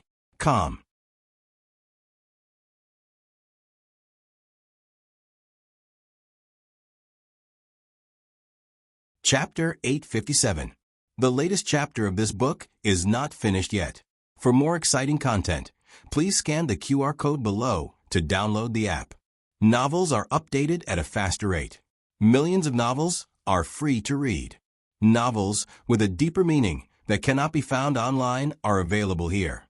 Pu City, in the middle of the night. Jie Xingzhou and the swordsman brought Min Hongyi's corpse back to the city lord's residence. Gu Jiao's silver spear had pierced Min Hongyi's heart, killing him on the spot. The swordsman pulled out the silver spear from his body and only brought his corpse out. His corpse was covered with a white cloth and carried into the reception hall of the city lord's residence. A man dressed in a silver brocade robe walked in. He was about 30 years old and had a cold face. His eyebrows were thick and high. When he was not angry, Shi Yi gave people a sense of unapproachable sharpness. His appearance was on the handsome side, which occasionally weakened his fierceness. However, if one underestimated him because of this, one would die soon. He was the most warlike man in Jin. Min Hongyi was not worth mentioning compared to him. However, ordinary experts were not worthy of his attention. Fierce generals like Xian Yuan Li and Xian Yuan Cheng were his ultimate targets. "My lord." When Jie Xingzhou saw the person who came, he hurriedly turned around and bowed respectfully. Gongsun, you had his own aura. He strode over to the corpse, covered by the white cloth, and gestured with his hand. Jie Xingzhou knelt on one knee and removed the white cloth covering the corpse's head, revealing Min Hongyi's bloodied face. Gongsun Yu's expression did not change at all. Jie Xingzhou pulled the white cloth down to his ankles, exposing all of Min Hongyi's injuries. The fatal wound was the spear in his chest. Apart from that, his abdomen was hit by a poisonous hidden weapon. His thigh was pierced by a spear and twisted. Jie Xingzhou did not go into detail about those minor wounds, but these were already shocking enough. Min Hongyi was an expert of Jin and the #1 swordsman under Gong Sun Yu. His skills were profound, and even Jie Xingzhou could not guarantee that he could injure him to this extent. Gong Sun Yu waved his finger. 2 guards walked forward and covered the corpse with the white cloth again. They then carried the corpse and the stretcher out. Gong Sun Yu came to the main seat, lifted his cloak, and sat down. With a cold look in his eyes, he asked, "What exactly happened?" Only Gong Sun Yu, Jie Xingzhou, and the surviving swordsman were left in the parlor. The swordsman was the first witness, so he should be the one to reply. However, Jie Xingzhou had been negligent this time, so he took a step forward and cupped his hands in apology. "Reporting to my lord, it's my fault. This subordinate shouldn't have stayed outside the Ghost Mountain to coordinate with Min Hong. If this subordinate had led the troops with him, perhaps such a tragedy wouldn't have happened. Gong Sun Yu wasn't someone who cared about the process.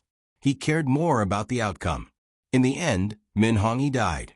No matter how much they investigated Xingzhou's negligence, they couldn't make up for this loss. The boat was still useful. Then he would not dismiss Xingzhou. How many came back? He asked coldly. Jie Xingzhou braced himself and said, 1. Min Hongyi. And there was only a cold corpse. 500 of his men had been completely wiped out in the forest. Not even a single strand of hair had been brought out. The Ghost Mountain. Gong Sun Yu clenched his fists and closed his eyes. The old divine general of the Great Jin died in the Ghost Mountain. The old divine general of the Great Jin was Gong Sun Yu's grandfather. He had been a valiant warrior for most of his life, but he died in the Ghost Mountain in a battle more than 30 years ago. Even his corpse wasn't found. The person who killed his grandfather was the Lord of Shadows of the Yen Kingdom, the person who founded the Imperial Advisor Hall and the Xianyuan Army. The royal family of the Great Jin and the Gong Sun family spent more than 10 years to finally exterminate the henchmen of a Lord of Shadows. As for the forces founded by the Lord of Shadows, the Xianyuan Army had already been destroyed. Now, only the Imperial Advisor Hall was left. When the day came when he led the army to attack Chengdu, he would personally burn down the Imperial Preceptor Palace. Gong Sun Yu looked at the swordsman in front of him indifferently. "Elder Lu, I asked you to save people, but you only brought back a corpse. Has the sword hut lost its loyalty to the imperial court, or has it lost its former strength?" The swordsman who was addressed as Elder Lu said in a neither servile nor overbearing manner, "Although I don't want to admit to the 2 points you mentioned, if you insist on thinking this way, I have nothing to say. This time, the sword hut has suffered heavy losses in the attack on the Great Jin. Elder He and 2 inner disciples died in Xuyang, while Elder Fang died in the Ghost Mountain to save Min Hongyi. I didn't even bring back Elder Fang's corpse." Gong Sun Yu said bluntly, "It seems that the sword hut without Shi Tian and in Hun is indeed deteriorating." Elder Lu smiled faintly and said sarcastically, "It's not that the situation is getting worse. It's just that the Yen Kingdom has a few very powerful masters. We underestimated their strength and didn't send more powerful swordsmen. Speaking of which, I'd like to ask General Gong Sun why you don't even have clear information about the enemy. If you had told me earlier that they had such experts, I would have made other arrangements." Gong Sun Yu clenched his fists. "Experts? They're just a bunch of bandits." He didn't like Elder Lu's sarcasm, but the sword hut's position in the Great Jin was very special. The little sister of the sword hut master was the imperial concubine of the Great Jin. Moreover, he still needed Elder Lu's help. Gong Sun Yu looked at Jie Xingzhou. "How many defeated soldiers are there in the forest?" Jie Xingzhou thought to himself, "Why are you looking at me? I didn't enter the forest." He tactfully cast a pleading look at Elder Lu. Elder Lu said indifferently, "No more than 500. This is the largest estimate. There should only be a little more than 300 soldiers." Gong Sun Yu slapped the armrest. 300 soldiers, and they dare to play tricks on the Ghost Mountain. This was a disgrace. a disgrace to the entire Great Jin army. 500 elite soldiers, led by a mighty general of the Great Jin nation, were actually defeated by 300 stragglers who had become bandits. Jie Xingzhou. Gong Sun Yu's gaze was cold as he gripped the armrest tightly. Here. Jie Xingzhou cupped his fists.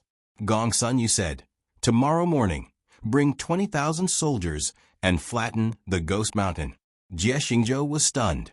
Dispatching 20,000 soldiers to deal with 300 people was like using a butcher's knife to kill a chicken. But on second thought, he could understand the general's decision. The old great general died in the Ghost Mountain, causing the Great Jin army to suffer a great loss. They didn't dare to go to war with the Yen Kingdom for more than 10 years. The Ghost Mountain was a place full of hatred for the general. He couldn't wait to raze the Ghost Mountain to the ground. He was venting his anger. He was using the plants, creatures, and soldiers of the Ghost Mountain to pay tribute to the old general's soul. Gong Sun Yu's tone was calm, but the words he said made people shudder. "Kill them all for this general. Don't leave even a rabbit." Jie Xingzhou knelt on one knee and put his fist on the ground. This subordinate accepts the order. Chu Yang. Shang Guanyan waited in the barracks for a whole day, but didn't see Gu Jiao come back. She paced back and forth in Gu Jiao's tent. Huan sat on the side and supported her head with one hand. She knocked on the table like a chicken pecking rice. She hurriedly stood up. This servant was wrong. Go to the door again." Shang Guanyan said. "Yes."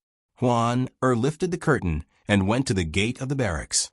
She carefully looked at the official road for a long time, but didn't see half a person. She returned to the barracks and reported. "Xiao Darren didn't come back." "He hasn't come back yet?" "It's been a day and a night." Shang Guanyan covered her chest. "I don't know why, but I feel a little uneasy." Huan comforted her. "Xiao Darren is so clever. He will be fine." Xiao Darren. Outside the tent, teacher, whose greeting suddenly came. Jiao Jiao came back. Without waiting for Huan to open the curtain, Shang Guanyan walked over and opened the curtain. As a result, she only saw Marquis Xianping's face. Marquis Xianping was just passing by. Everyone in the tent knew that he was Commander Zhao's biological father, so they respectfully called him Xiao Darren. Shang Guanyan's face darkened. "Why is it you again?" "Marquis Xianping, I'm just passing by. How can you blame me?" Shang Guanyan ignored him. She was not a pestering person and would not throw a tantrum at a man. Marquis Xianping said with a smile that was not a smile. "What? Do you miss this Marquis' son? Is Jiao Jie your son?" Shang Guanyan glared at him and turned to enter Gu Jiao's tent. Marquis Xianping helplessly touched the bridge of his nose. Women are really hard to understand. He shook his head and returned to his own tent. While walking, he muttered, "Where did that surname Tang take this Marquis' son? Why hasn't he come back yet?" There was no fun in the barracks. In addition, they were going to attack the Liang army tomorrow morning. In order to conserve energy, Marquis Xianping went to bed early. In the middle of the night, he dreamt in a daze. He dreamed of a thin boy with a face that was very similar to Ahung's, but it was not Ahung's face.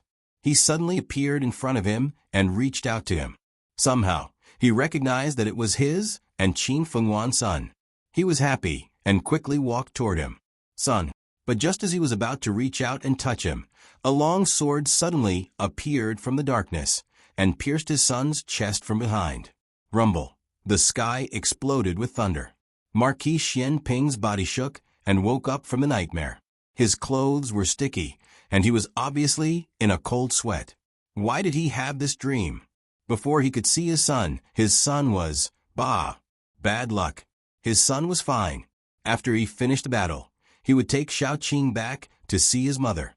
He had never seen Qin Fengwan so surprised in his life. He believed that he would see it soon. Ghost Mountain. It was late at night. The villagers and ghost soldiers, who had been busy all day, all returned to their houses. The lively village fell into silence. Ziyang City was stormy, but Puqing City was the only city at night. Gu Jiao lay in the small hut that Shangguanqing had arranged for her. She looked up at the starry sky through the window. Tomorrow will be another cool autumn day. Tang Yueshan lay in another room of the hut, snoring thunderously. The Black Wind King didn't lie down to rest. Instead, he led another Black Wind cavalry and waited quietly outside the hut with his eyes closed.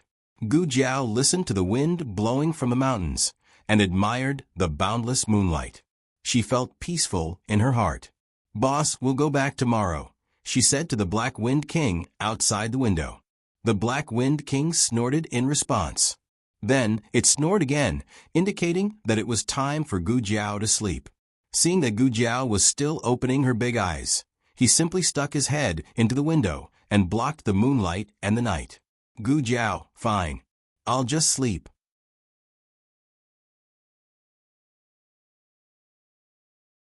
Gu Jiao turned over. Under the protection of the Black Wind King, she closed her eyes and fell asleep. "My lord, my lord, my lord." Gu Jiao heard faint voices in her dream. Who was calling her? Gu Jiao couldn't sleep well. She turned over, fell off the bed, and hit the floor with a thud. Who? Tang Yueshan sat up in shock. He didn't feel any danger, so he hugged his big bow and fell asleep again. Gu Jiao felt quite hard this time. She had a dream just now. Someone was calling her in her dream, and there was more than one. Some called her my lord, and some called her she didn't hear anything else. She woke up from the fall. The Black Wind King poked his head in. "I'm fine."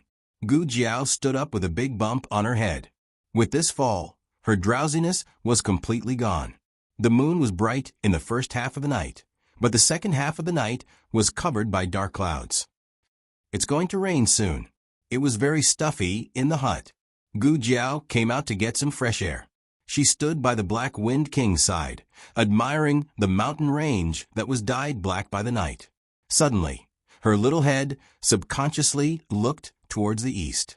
The Black Wind King happened to be standing on the east side. He pressed his head against hers. "Don't look." Gu Jiao looked again. The Black Wind King pressed against her again. Gu Jiao jumped up and lay on the back of his horse. She kept looking. She blinked and said, "Boss, shall we go to the back of the mountain?" The Black Wind King, who couldn't control his naughty child, snorted helplessly. The Black Wind King carried Gu Jiao to the back of the mountain. There was a formation in the forest, and the ghost soldiers were on guard there. There were no ghost soldiers patrolling the village.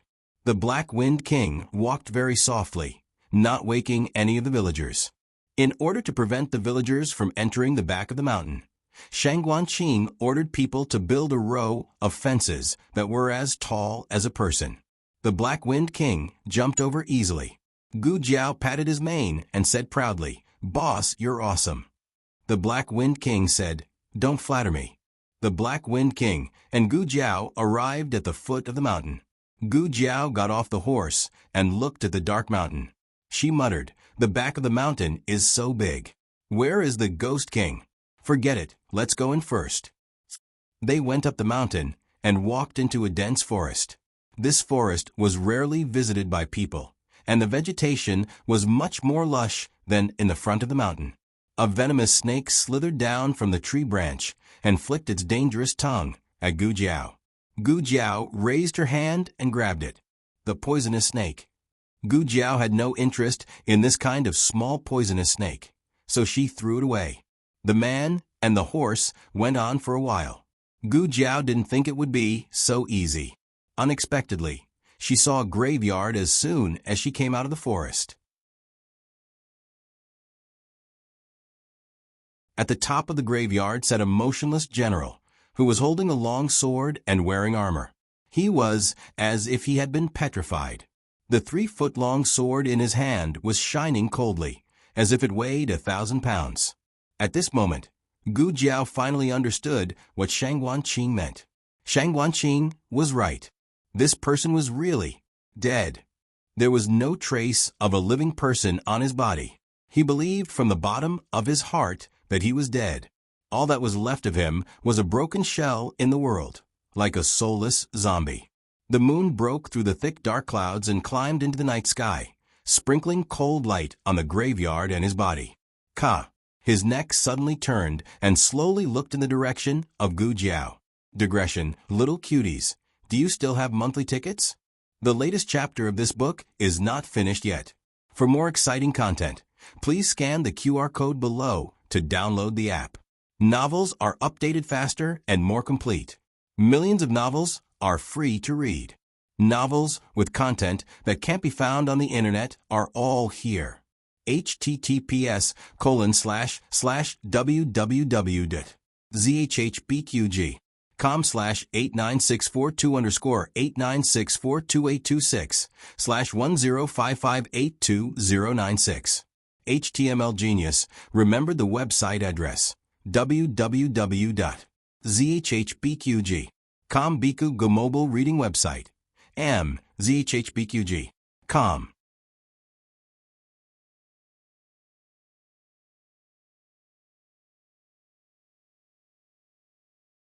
Chapter 858.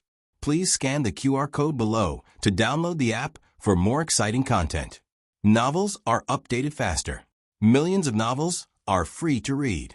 Novels with content that can't be found on the internet are all available here. A person and a horse stood at the entrance of the graveyard. Gu Jiao faced the moonlight, and her whole face was exposed under the moonlight.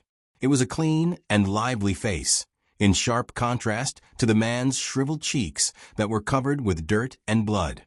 He was wearing a rusty armor and a rusty helmet.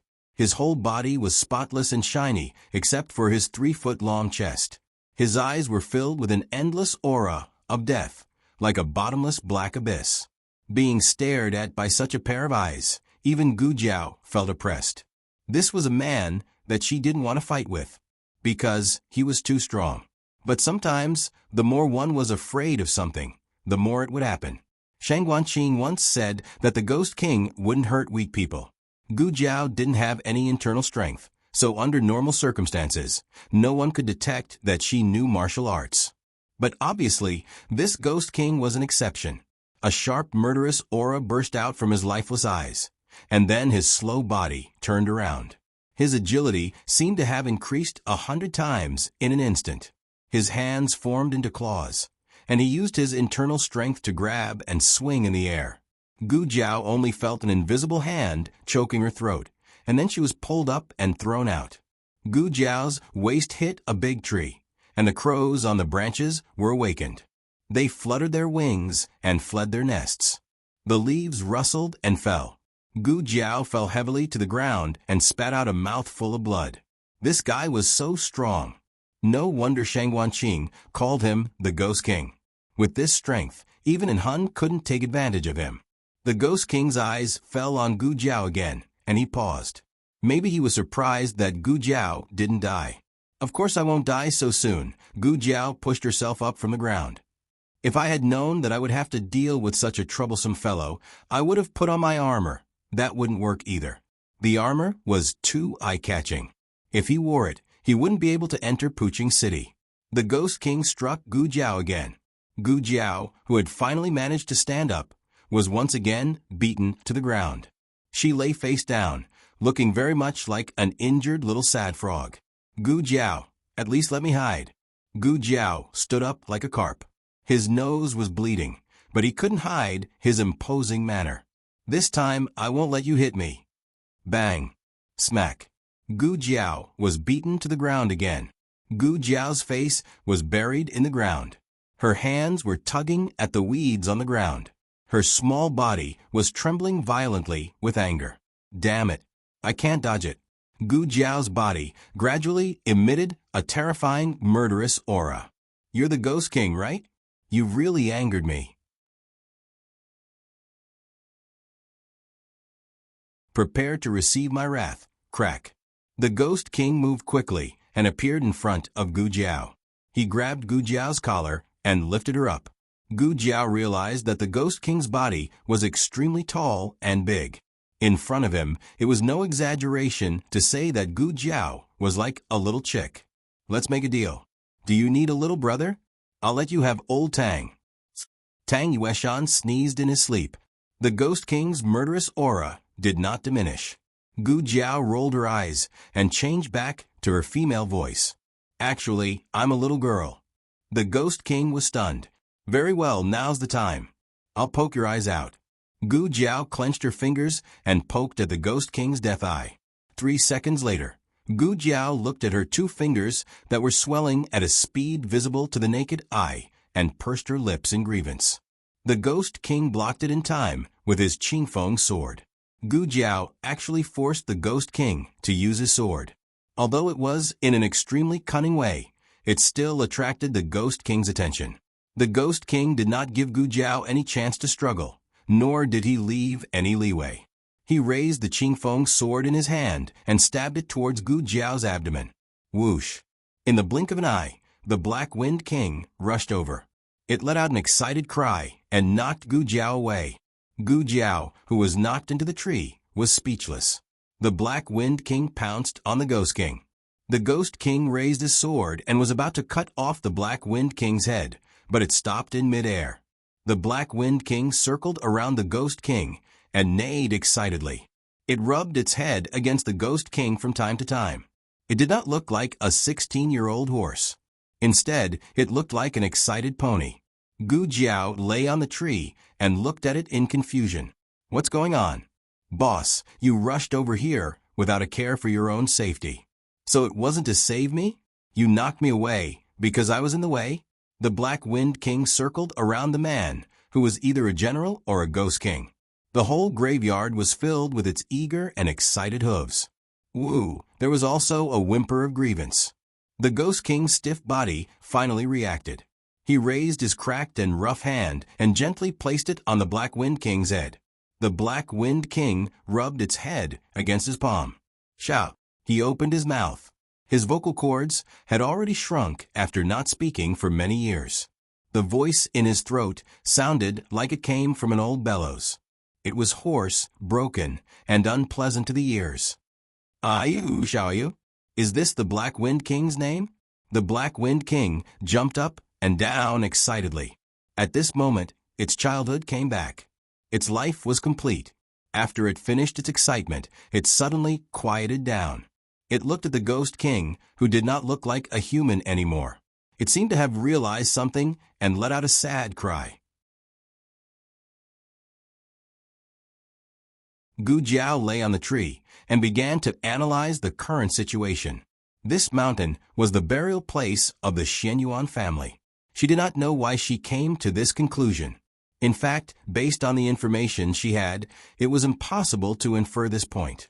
I seem to be very familiar with the Ghost Mountain, Gu Jiao murmured to herself. In the dream where she foresaw her ending, she did not have any interaction with the Ghost Mountain. After all, the war with the Liang state and the Jin state took place 9 years later. At that time, Shang Guanxing had already died of poison. The real Ghost Mountain King was also dead. In this life, many things were different. But I still can't explain why I feel familiar with the Ghost Mountain.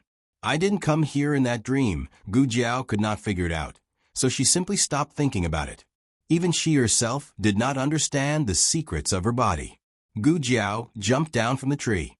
The Ghost King raised his sword at Gu Jiao. The Black Wind King blocked him. Under his sharp and vigilant gaze, he walked step by step to Gu Jiao and rubbed his head against Gu Jiao.